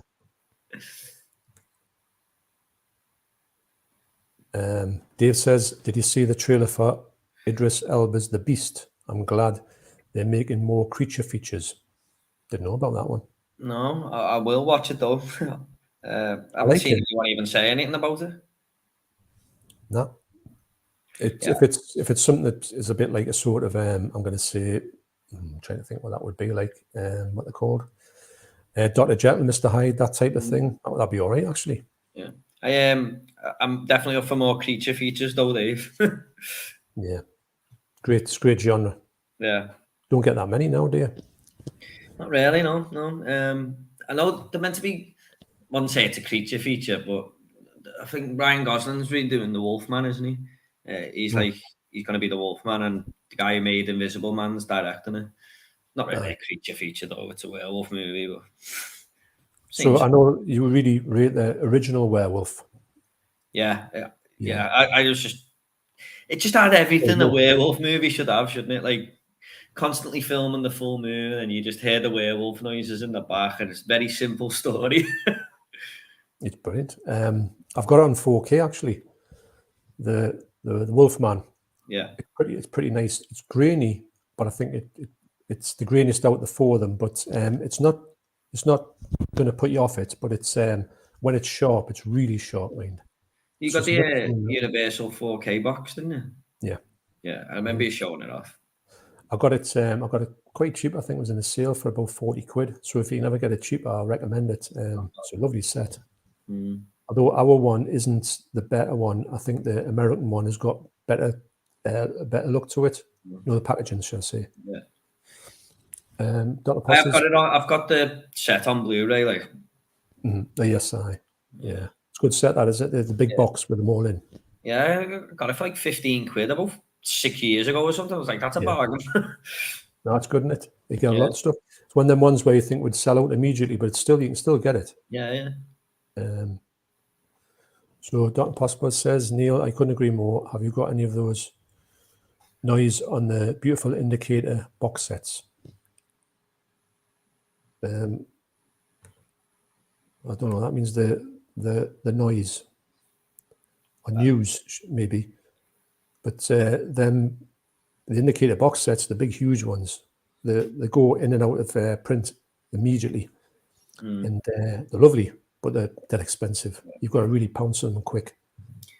Strange label Indicator for me.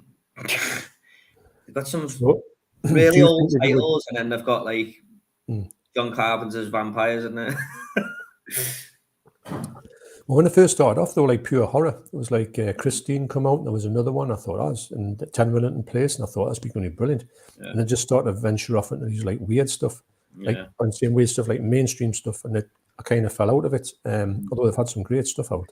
Yeah, it's just I was struggling to collect them all. I could never afford to collect them all, but I do think when you get an indicator release, it's always like top quality. Yeah, I'm not saying it. I don't think it's a bad label. It's just a strange one. Do you feel that you would not really say like with Arrow? You know, you've got a better if you're blind buying an Arrow, you've got a better chance of liking it. Yeah, I suppose. Yeah. Did you blind buy on Island of Death?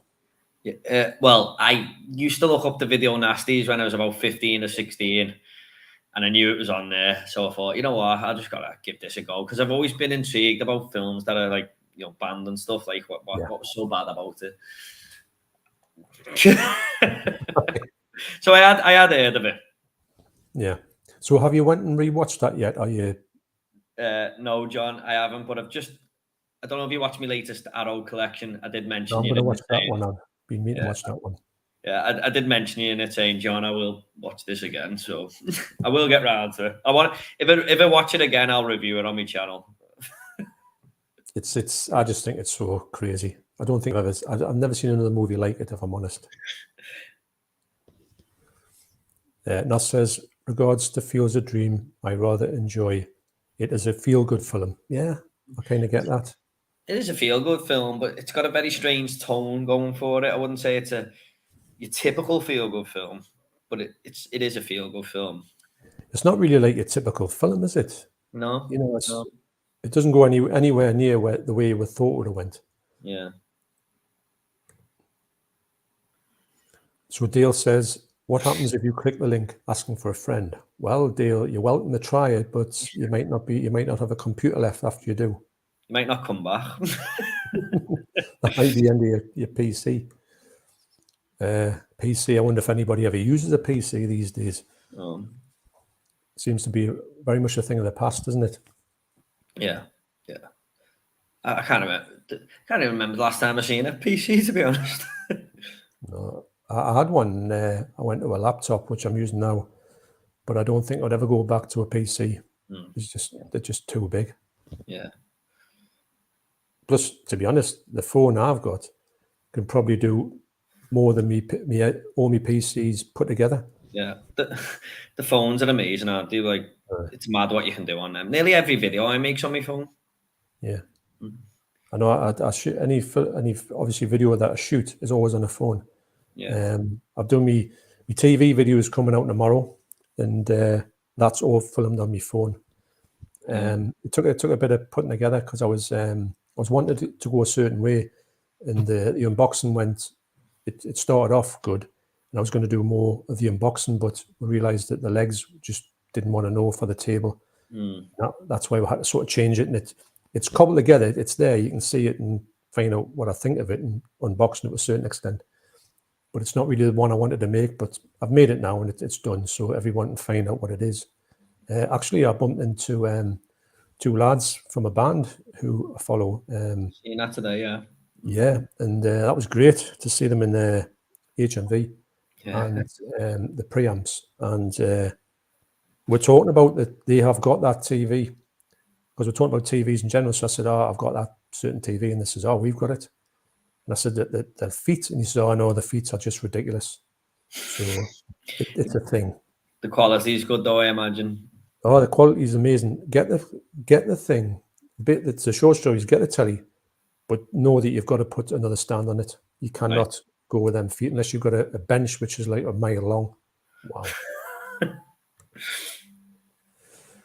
That says, being relentless, ain't they? Yeah. Yeah, but they'll soon get bored. The bots get bored, I don't know. Mark says they played an MLB season game on the Field of Dreams to mark the anniversary. Footage on YouTube and WWAW. What would that be? Oh no. Yeah, it's funny if they've. I wonder if the Field of Dreams thing still exists, the place. Yeah. Well, it must do, mustn't it? You think, because it could be like a sort of what's it, location. I'll tell you what, when we went to Glasgow and we're looking for the necropolis, I said to Deborah, I said, "Oh, you've got to see this video." So I put on the video of you. When you went to see the Batman locations. Yeah. Because I'd said to her, I says, "You'll not believe, I couldn't believe that everything was literally a turn around. There was another bit, and in the centre square of Liverpool. It was fascinating, actually, and she was blown away by how much was in the video. Yeah, I couldn't believe it, to be honest, John. When I looked it all up, I was like, that's next to that. That's next to that. I haven't got to travel too far. Yeah, I couldn't believe it. Right. Well, so when you watched the film, the first time, did you spot some of them things? Yeah, I definitely noticed the lava buildings when he jumps off that. And the St. George's Hall where the funeral takes place. Noticed all that, yeah. I actually went when they were filming it, to watch it, but it was good seeing it in the film come alive. So did you see any of the actors there, or was it sort of just extras and stuff? I didn't see the actors. I just missed Batman on the motorbike, but apparently it was a stuntman.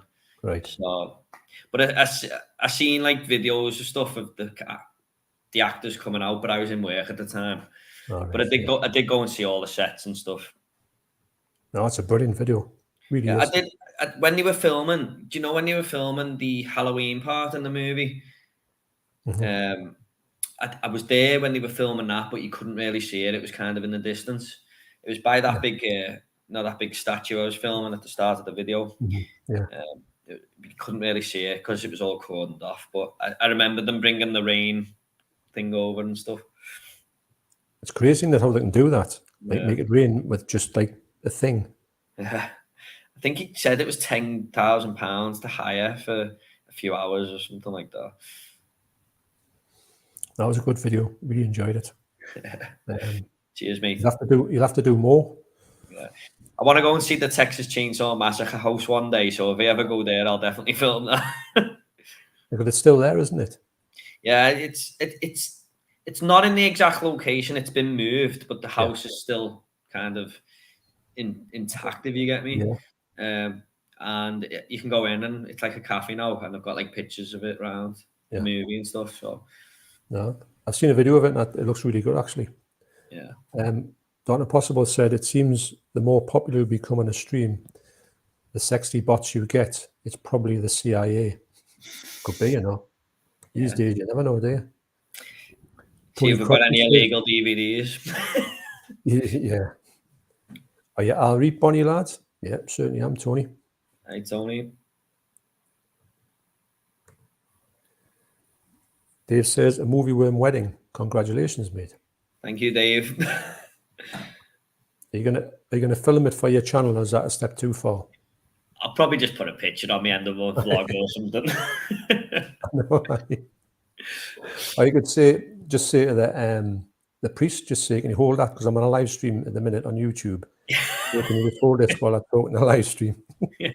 When I do my speech, I might have to say, "What is up, everyone?"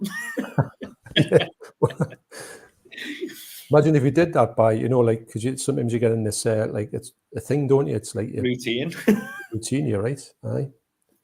Do you find that when you do a video, do you think about it and then go ahead and do it, or do you like practice it a bit? So, or do you make loads of mistakes?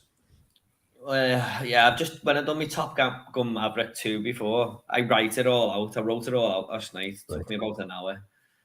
But I read it paragraph by paragraph, but I try and memorize each bit. And there was one bit that took me like 10 minutes because I kept messing up. So, yeah, I like sometimes when I do 2 videos, I'm usually better on the second video because I've had a warm-up video first, No, you're right. I think that's one of the things I've always liked about your videos, the fact that you can seem to rattle off large chunks. And I know I tend to struggle with large chunks. I can kind of, you're right, if I was to do, say, it's a certain thing that I think I'm going to talk about this movie, and then I get it all wrong. If I do the second one, I can maybe get the whole thing done in one. or then if I can't do it, I'll try and just cobble together. The more cuts you see in the video, the more of a nightmare you know I've had. Yeah. Well, to be honest, I don't know if this will help you or anything, John, but what I've written down sometimes, I used to try and get it word for word, and I'd always mess up. But now I just try and look at it and then realize what I'm saying and then just say it. It doesn't have to be word for word what I've wrote down, if you get me, and just try and make it sound a bit more smoother, if you like. It's kind of hard to explain. You just got to sort of if I relax more, I find it easier, if you get me. Yeah. I think sometimes when you go and do a video, if you're not in the right mindset, it just doesn't work, does it? Definitely. I mean, I was struggling then because I just finished work and I was a bit tired. So that was a factor. But sometimes when it's early on in the morning, I'm a bit easier, to be honest. Yeah. Yeah, I think that's a definite thing. You've got to really... It's funny how you can... I think some people have got the gift for it and they can just go ahead and do it. And other people have got to work at it. Sometimes I really struggle. Yeah. Thank God I can edit my videos, or else I would have no subscribers because I wouldn't put up with my rubbish that I talk. And the way that'll go on, I'm cursing and screaming because it's not going right. I was filming the video for the TV. I was putting the phone up to the TV and saying, I hope this comes out all right, because obviously, and I had to hold my phone like that and try and change the channel so you can get the settings for it. I couldn't get that right. I was dropping the thing. I was knocking the video off, and then I was putting the telly on things like Netflix or iPlayer. I was going crazy, but obviously it's all gone. But I was like a little kid with it, and you just lose it. Yeah. I bet you'd love to put an outtake video off, wouldn't you? But some people will be like, "Oh, don't know about him losing his rank." I'm building up an outtake video. I've got bits and pieces of just stupidity that just I'll put together and just put out in just one thing and just say this is just all. I won't put the swearing in because there's far too much swearing in it. It's just ridiculous. But I'm trying to work out how to bleep things out, but I haven't worked that one out yet. Yeah, I think it'll be quite funny with beeps in it. Yeah, you can't. It's quite easy, John. If you ever want to go through it, I'll be able to sort it for you. Yeah, I like that because there's one, the lad who gets me, it shouts out, where's me ladders? Michael. Yeah, he's in. I've just seen him in the comments. Or is he really? Yeah. So he's done a video youngster ago. He used to get in the car, he used to bring it to work, and Deborah used to have a seat quite far in the thing. He's a big bloke, so he has to put the seat back. So she says, oh, he's been complaining about your seats being too far forward. So what she did was she put the seat, the seat that you lean on, she put it right back. So it was literally as if he was facing the ceiling when he got in. And I got my phone and I recorded what he did, what he said, and he's effing and blinding about her in the video. And it's so funny, but I'll have to bleep it all out. And that's amazing. So I'd like to put out my video. I want to put it on and not tell him and just have this. It's about 100 bleeps in it, Yeah, because I remember you saying you didn't really want to swear in your videos and stuff. Probably sound funny with the bleeps, wouldn't it? Yeah, I think, well, if you put the bleeps in, it wouldn't. I think sometimes the bleeps are funnier than the swearing. But if you watch me outtakes, it's just full of swearing. It really is. It's ridiculous. So Nos says, Everything Everywhere is a fantastic film. I still prefer Doctor Strange 2, though. Oh, I keep forgetting it's called Doctor Strange 2 as well. It's weird the way them two films have come out at the same time. Mm-hmm. It seems like multiverse is a little bit of a in thing at the minute, isn't it? Fashionable. Yeah. Doctor Impossible says, if you're not into baseball, you'll never get it. I don't get the appeal of American football. I don't understand American football. To be honest, I don't really watch either, but from what I've seen, I think I'd rather watch baseball because that American football, I just can't get into it at all. No, they play for like 6 hours and I don't even understand what they're doing for it. I like watching them crash into each other and that's about it. Even the Super Bowl, when it comes out, like when it's a big event, I've tried to watch it and I'm just like, nah. No, it doesn't interest me. I don't know why. I don't get it. It doesn't kind of. I know it's a huge thing, but I think it's just the sport itself. I wouldn't get it no matter if it was who was in it. It's just not my game. It doesn't work for me somehow. Corashia says, hi there, lovely people. Hello. Thanks very much, Cora.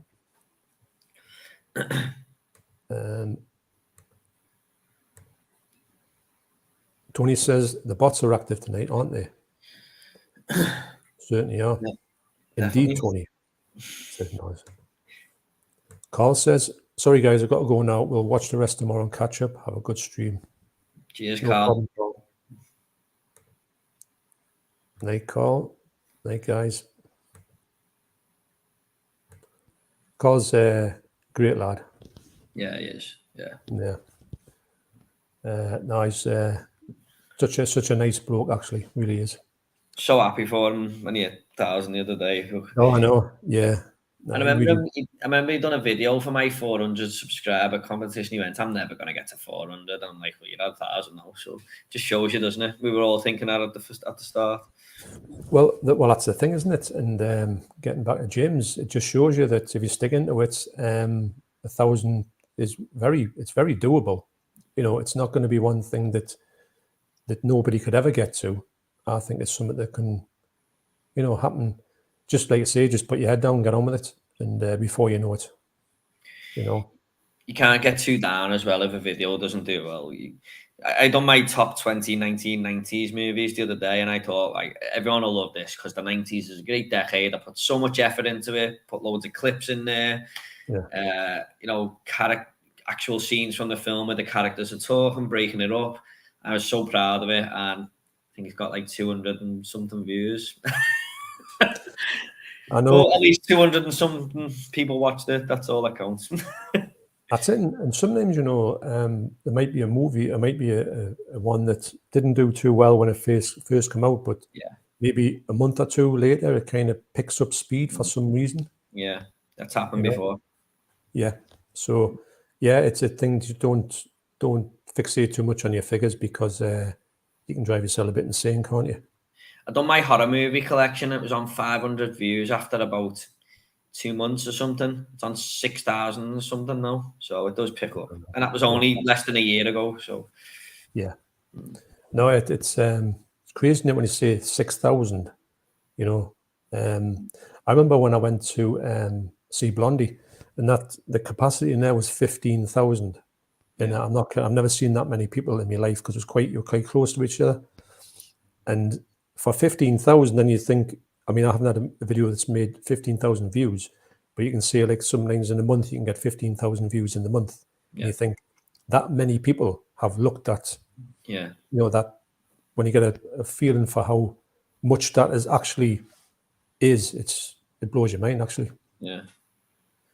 So Tony says, how are you getting on with those John Rowland films, John? I haven't watched any yet, but I really do want to get into them. At the moment, I'm watching 10 4Ks that I haven't seen before, and I'm thinking about 7 of them, and having a good time with that thing. That's my new thing that I like doing, but it's just time consuming. But they're definitely high up. I've had one in my hand the other day, and you know, you pick up a few and you say that's definitely next, and then something happens and you don't get to it. Yeah. But I will get them. A video on your 10 new 4Ks, because I know you done 10 the other month, didn't you? Yeah. So what I do is when I finish those 10, I'll go and immediately watch another 10 that I haven't seen. I've got them up on the wall and I haven't looked at them. I'll rank them, see what they're like, and obviously say to people. So hopefully it might give somebody, if they're looking at them movies and they see one in there and they say, oh, that looks like I wanted that one, but it's like a really bad transfer, so don't go near it. So it's a bit like Goodfellas, although I haven't got it. It might help people out. I'm getting so blown away by some of them. You know, I didn't expect maybe as good as that. Oh, I think the telly helps it more, like, you know, the new telly. Yeah, it's like watching a different movie when you see it on there. That says consistency, variety, and community helps raise subs. Just try not to focus on the number. Yeah, definitely. I think it's harder when you first start off. I think when you go over 1,000, you don't. I'll tell you what. Me and Keith were talking about this. The fact that when somebody subscribes to your channel, you don't know they're subscribing. It doesn't come up in the names anymore, does it? No, it doesn't. If you go on YouTube Studio, it will tell you the ones that did click that option, but it doesn't tell you when they subscribe no more. It used to. Yeah, I kind of missed that actually. Used to come up with a name, a scriptwriter channel, so you can kind of know who it was. Yeah, you can't find out in the studio though. On Right. But yeah, I know what you're saying. Yeah, I don't know why they do that. I think that's it's a bit of a negative thing for getting over 1,000. Actually, I miss it. I used to like to sub back to people when they popped up. Yeah. So that's it. And you don't. You sometimes, unless you go looking for them, you wouldn't know that they'd been subbing. They might not comment as well. They might just sub and watch. Yeah. So you would never know they're actually subbing. Yeah. And like you say, you could probably give them a sub back. I mean, it's cheap. It's free. Doesn't harm anything, does it? Why would you remove that? Why? No, it just seems like a really weird thing to have done. No. I think that should be forever. Yeah. David Ian Filmbrook said the algorithm is really the worst enemy of any YouTuber.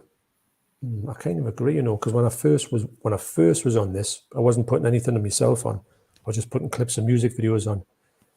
I don't know how I haven't got like 1 billion strikes on it, although I don't know what my login details on it is. You could do anything on there, and nothing was, And if I remember, I put the theme tune to Rent a Ghost on, and it got loads and loads of views. And they did get in touch with me and says, "Oh, do you want to get some money off this? But if it's not yours, we'll kick you off YouTube." So I couldn't do anything. But I didn't have any subs really. I didn't even know what subs were. But it's amazing that like now, you've got to have 1,000 subs in order to get monetize your channel and stuff like that, and 4,000 views. I think they just want to make sure you're committed, don't they? Because people start YouTube and then stop it straight away. I don't know. That's my guess anyway. Could be. Or maybe making sure you're not a bot. Yeah, does that as well. Not impossible. Worst day's work was when Google took control of YouTube. Ever since then, it's not really been the same place. It's become a divisive environment. Yeah, I think that's kind of... It was definitely different when I was doing that 12 years ago. I just did it for a bit of fun, just to put music videos on. Yeah. And it was like a different ball game there. Yeah. I remember it the other day, I got a copyright claim, and it was off the Scream trailer that I put up about what? November or something. It's like, you're just claiming it now. Yeah, you hear people getting one, and it was like years ago. You think they would do it straight away, wouldn't they? Yeah. I'm sort of really happy though. I found a way around it, because I'm pretty certain if you put film clips in now, as long as they're under 10 seconds, I think you're fine. So I haven't had any copyright claims from that, to be honest. I didn't want to tempt any fate. Yeah, I just try and keep them under 10 seconds.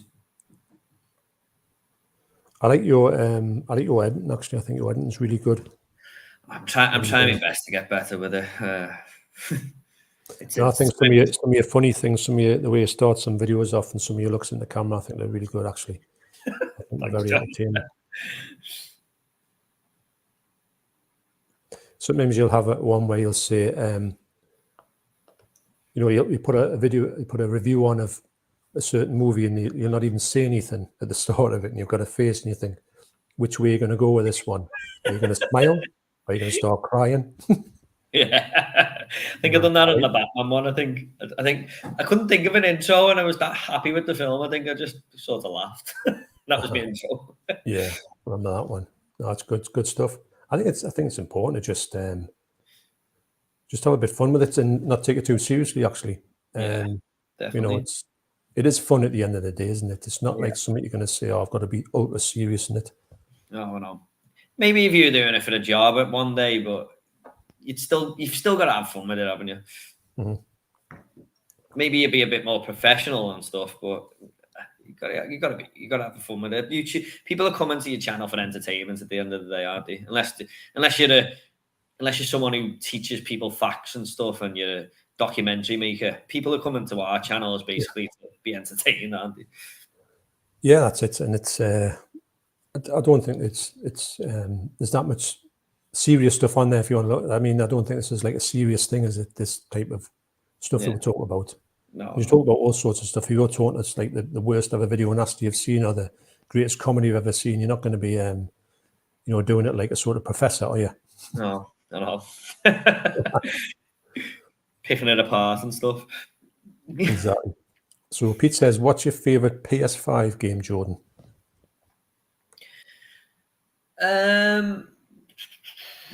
Probably Ratchet and Clank Rift Apart. I think that's what it's called. The latest one. Yeah, I'll probably go with that. But I'm enjoying the new GTA remasters now, even though they are PS2 games. Yeah, they get remastered. And my son got that Evil Dead game, and I watched him play it. It was brilliant, actually. Yeah, it's online, isn't it? Where you're fighting people, going up against people online and stuff. Yeah, he said it was. The graphics are amazing, as you know. Yeah, I've seen a few images and stuff. Wouldn't that be something you'd like to play, John? With it being the Evil Dead?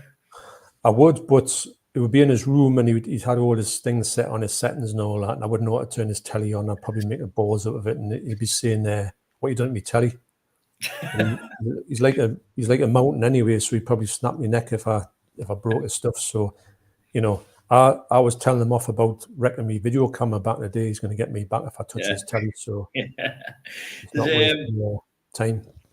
There is one coming out that's like that Evil Dead game, but it's all based on the Texas Chainsaw Massacre, the original film. So they released like a few maps today that you can go on. One of them's I think one's the slaughterhouse, one's the actual house where Leatherface lives, and the other one's like the garage where the cook works. Oh yeah.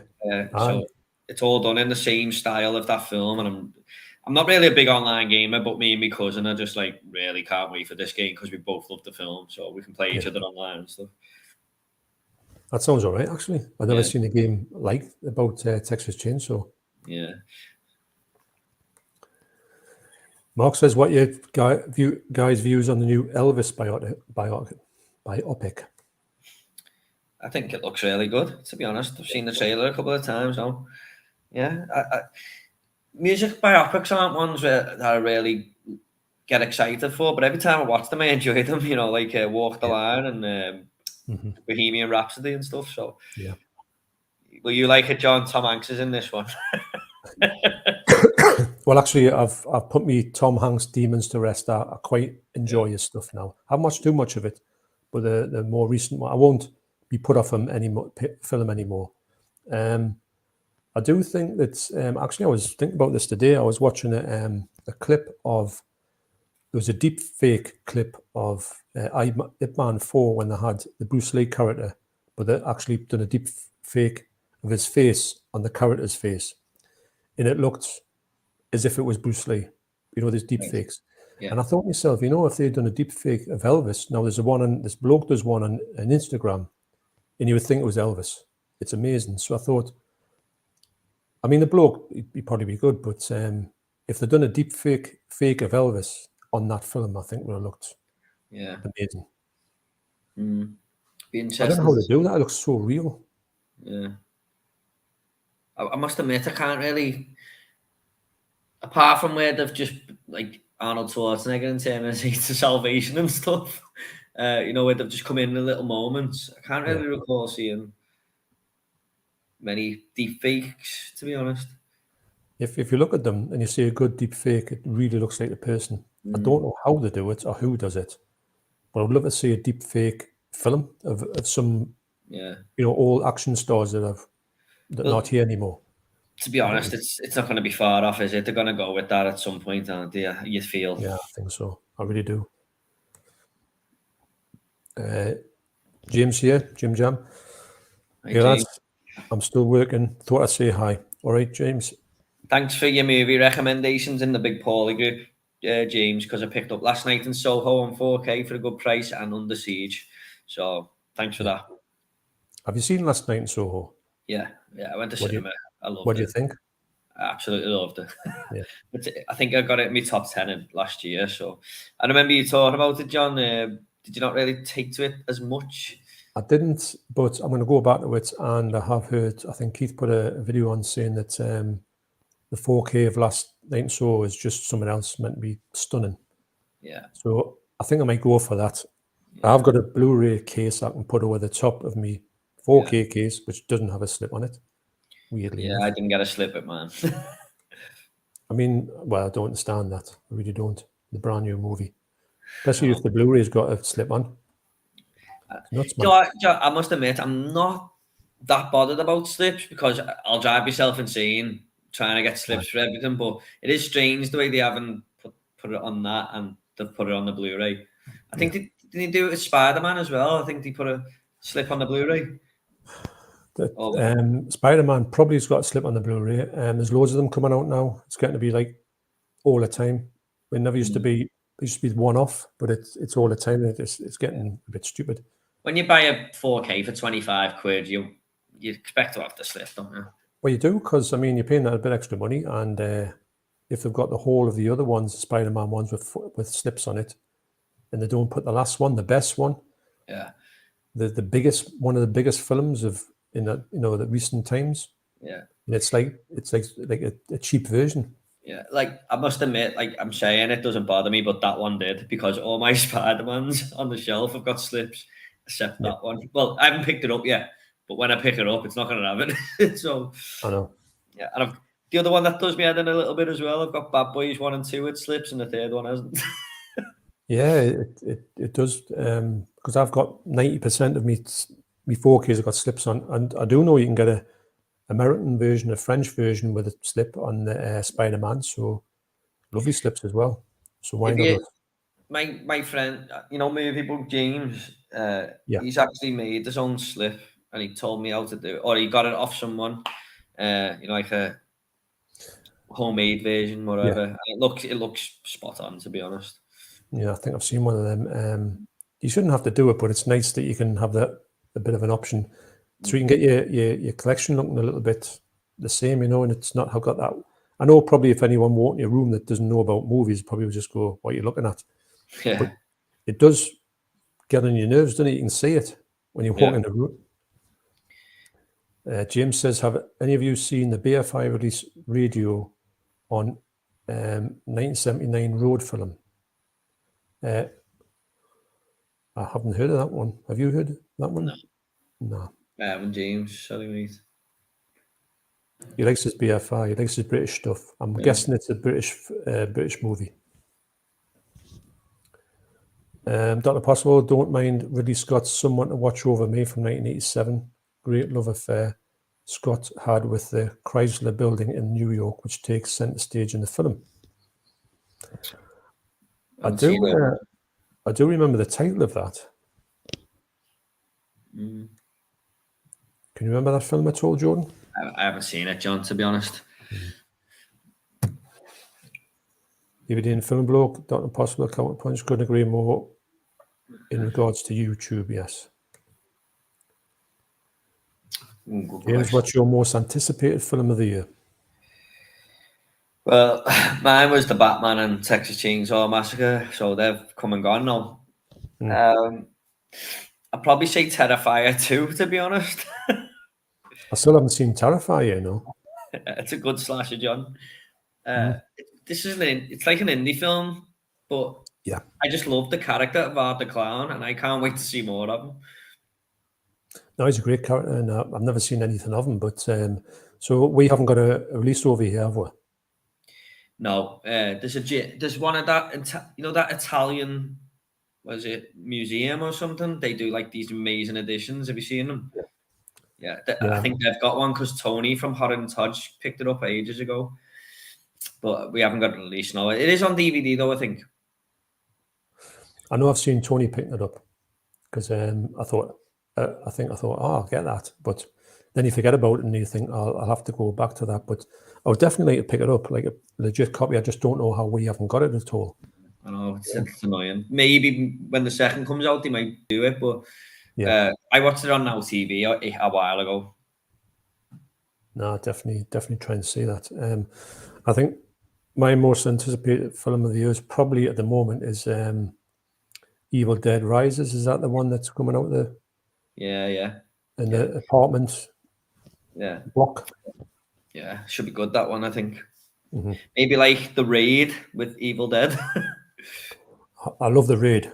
What a film that is. Yeah. I don't know if it's anything to do with the remake, though, is it?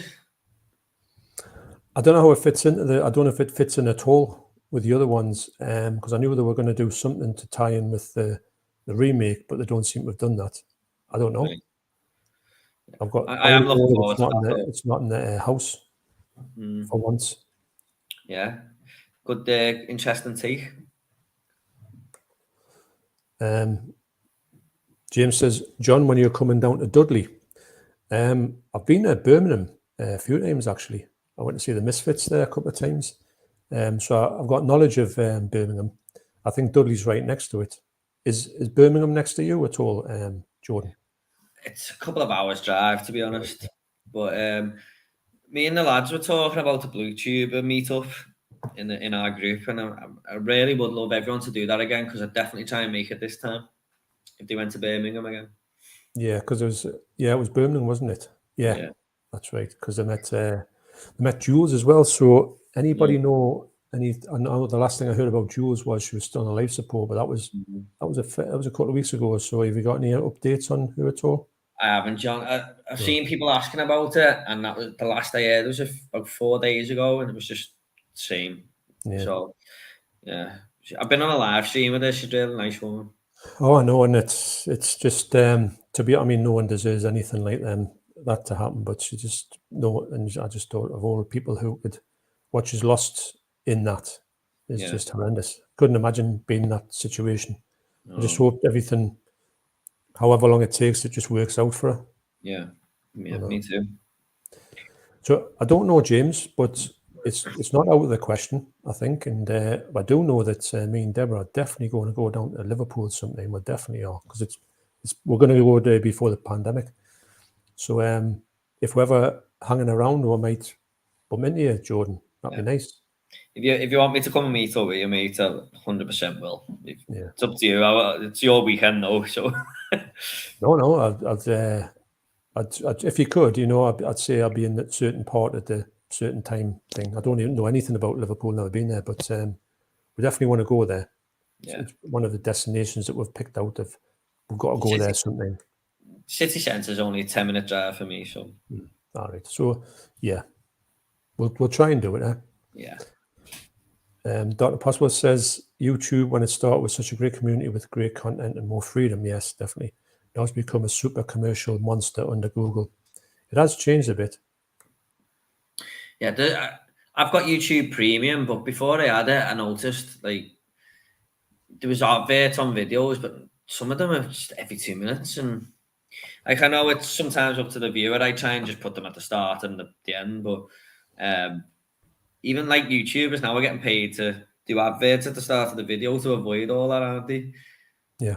Yeah, and I understand why they're doing it. I mean, it's just one of them, isn't it? I mean, there's always going to be adverts when something comes big. I think that the best thing about putting adverts on your thing, because you can control them, you can make sure they don't go in the middle of your videos. And I wouldn't put any in the I wouldn't put them any in the middle, because I think that they just upset it. I hate watching them when they come up. Think, most of them I watch don't have it on, but like bigger ones, music and all that, it always goes on the best bit as well. I think I did put them on me Blu-ray collection, this like 8-hour one I done. But it was the first time I ever put adverts on, and I didn't really know what I was doing. No. So I don't know how often they come on or whatever. But yeah, it's done now. I didn't know about it until I didn't know that was a thing you could do until I found it. It's not, they don't teach you much about it, do they really? It's just saying there they are, and you click a button, but you don't know what you're clicking, really, do you? I know. David Ian Filmbrook says it's hard to avoid the Amber Heard and Johnny Depp stuff, and yet I have no idea what's going on. Yeah, everyone's talking about it, aren't they? I just watched the. I like to see when she's getting like interrogated, because she always won't answer a question, which is quite funny. Lenny Nero, hiya Lenny. Bound is great, but it was directed by still Larry and Andy Wachowski. I wouldn't know who directed it actually, but I do know that if it's one I'm thinking of, I have seen it. I did think it was quite good. I'm sure Arrow do it. The Monkey says, Hondo now, when they make a movie about the Johnny Depp trial, who do you and Jordan think that should play Johnny and Amber? Well, the simple answer would be Johnny and Amber. That's what I was thinking. Or deep fake them. So it's two people deep faking Johnny and Amber. To be honest, I'd never really heard of Amber Heard until, I mean, I know I'd seen her in Aquaman, but never took any notice of her. Like, she's in Drive Angry, I think, with Nicolas Cage. I haven't seen that one. It's a good film. Very, very underrated, in my opinion. All right. No, I haven't seen that one. There's a lot of his I don't, although I do quite like Nicolas Cage. Cage.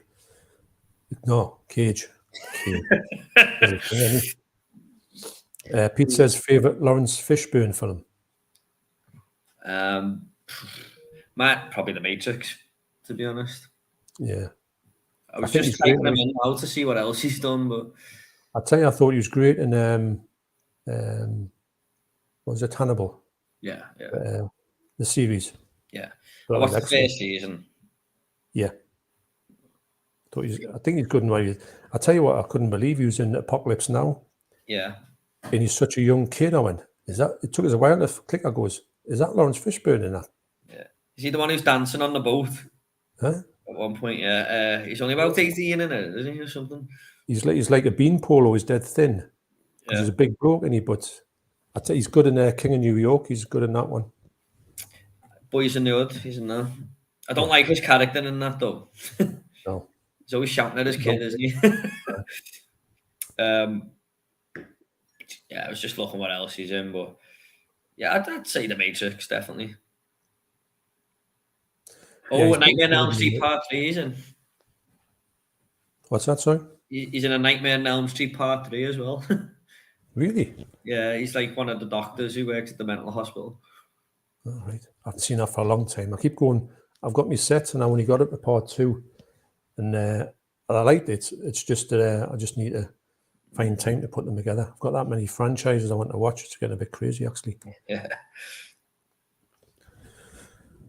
Davy and Dean Film Bloke, Dr. Possible. Yeah. Corp Tube is a better name these days. Mm-hmm. Yeah, it can be a bit like that, can't it? It's all about making money, I suppose. Yeah. Dr. Possible, that's easy. Pete, Deep Cover, and Boys in the Hood.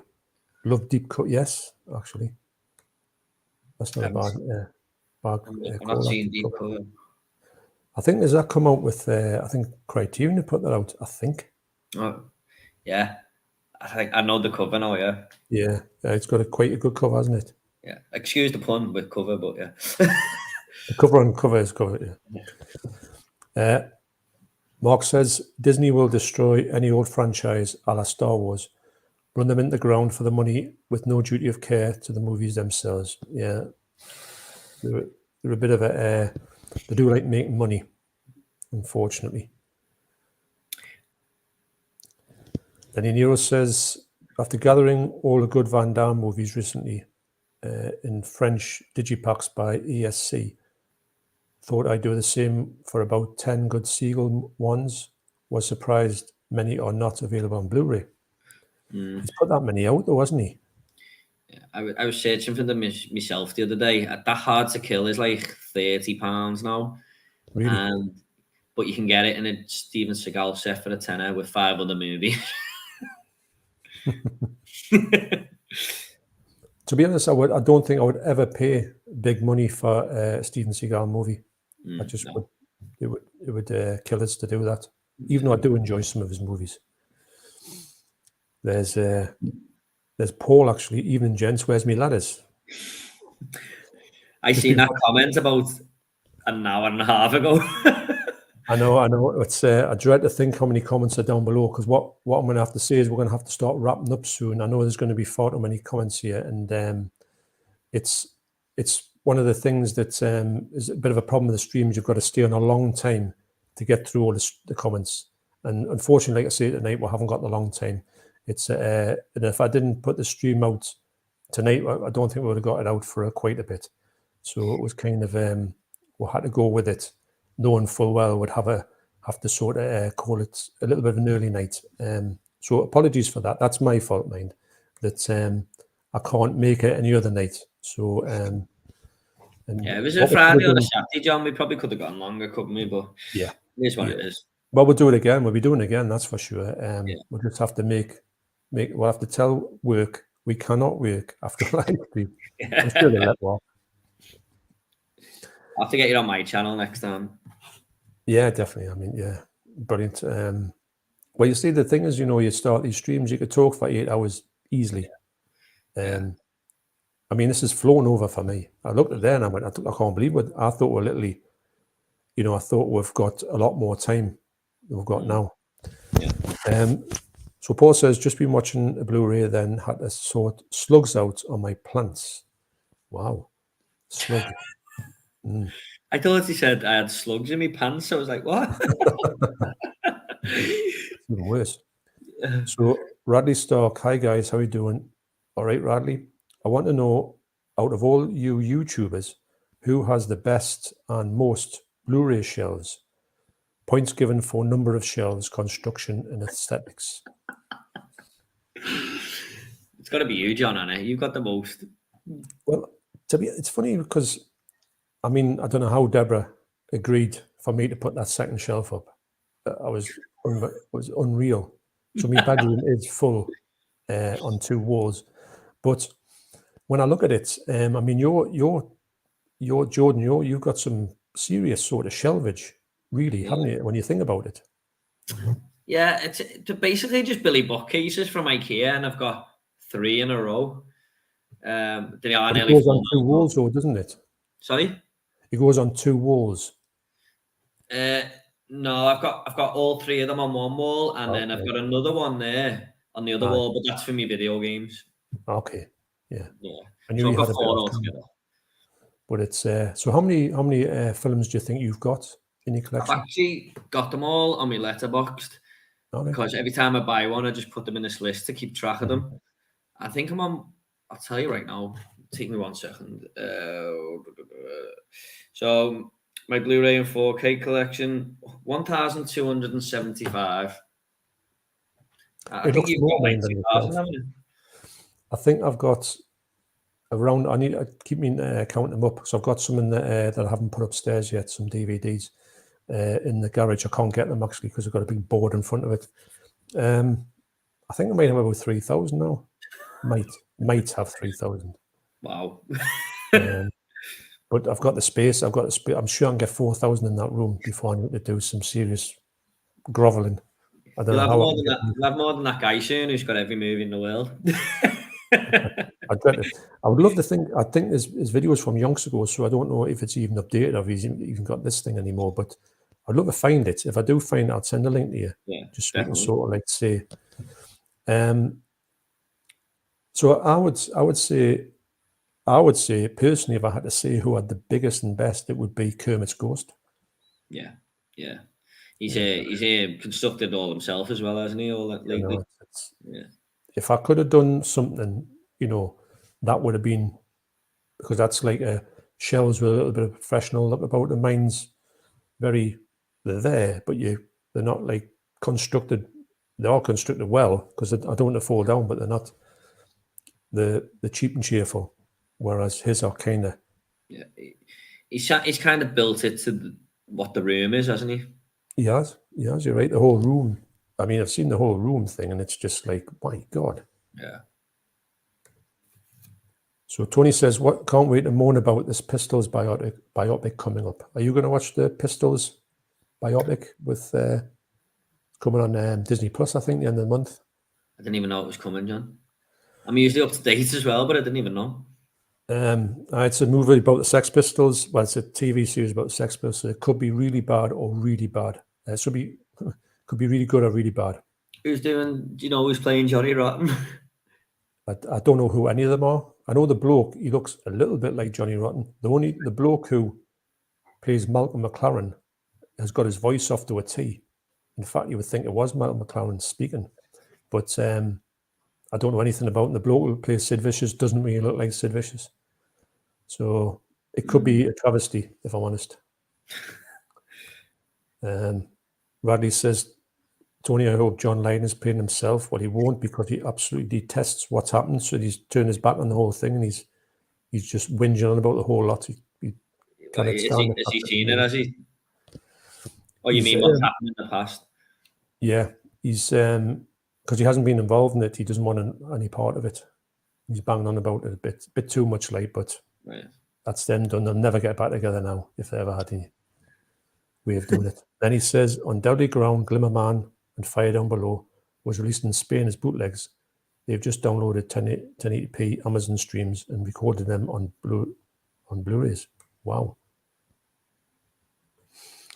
Right, so what I'm going to do is I really apologize to everybody who's been putting these things on. I want to thank everybody for joining the stream. 26 people are still watching. I know it's a short one tonight, but it will be longer. Part 2 with Jordan will come up sometime, and we'll it's I wish you could like keep the comments on it and then get back to them on the next one.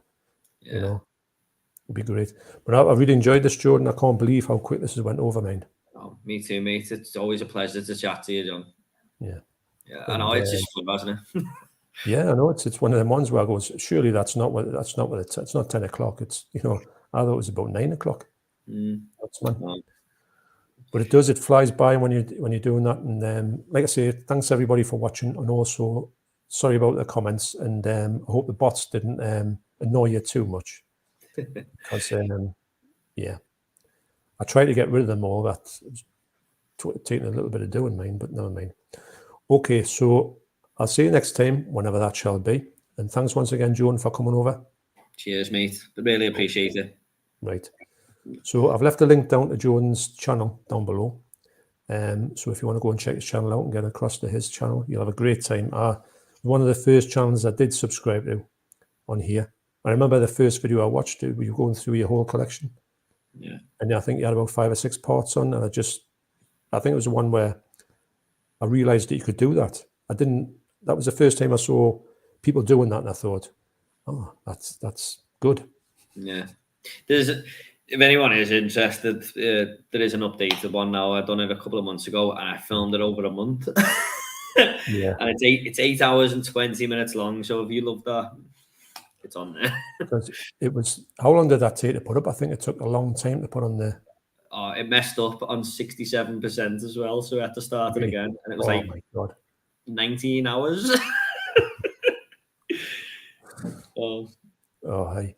It's funny. I went to work, come home, and it was still doing it. I think back in the day when we're talking about like YouTube when it first started off, you can only put a video on that lasted 10 minutes, So if I had a video that was 30 minutes, you had to cut it into 3 parts. That's why some of the very early things are part 1 of 3, because you were 10 minutes stuck with 10 minutes, unless you paid someone, I think, to put them on longer. And these days you can put anything on, can't you? Yeah. Well, them first 6 parts, it's because I was doing it on my phone. I didn't have the storage, but I bought this laptop now. So I put the 8-hour video on there. It's mental. Right, okay, so thanks very much, and we'll see you next time. Okay. So cheers, everyone. See you later.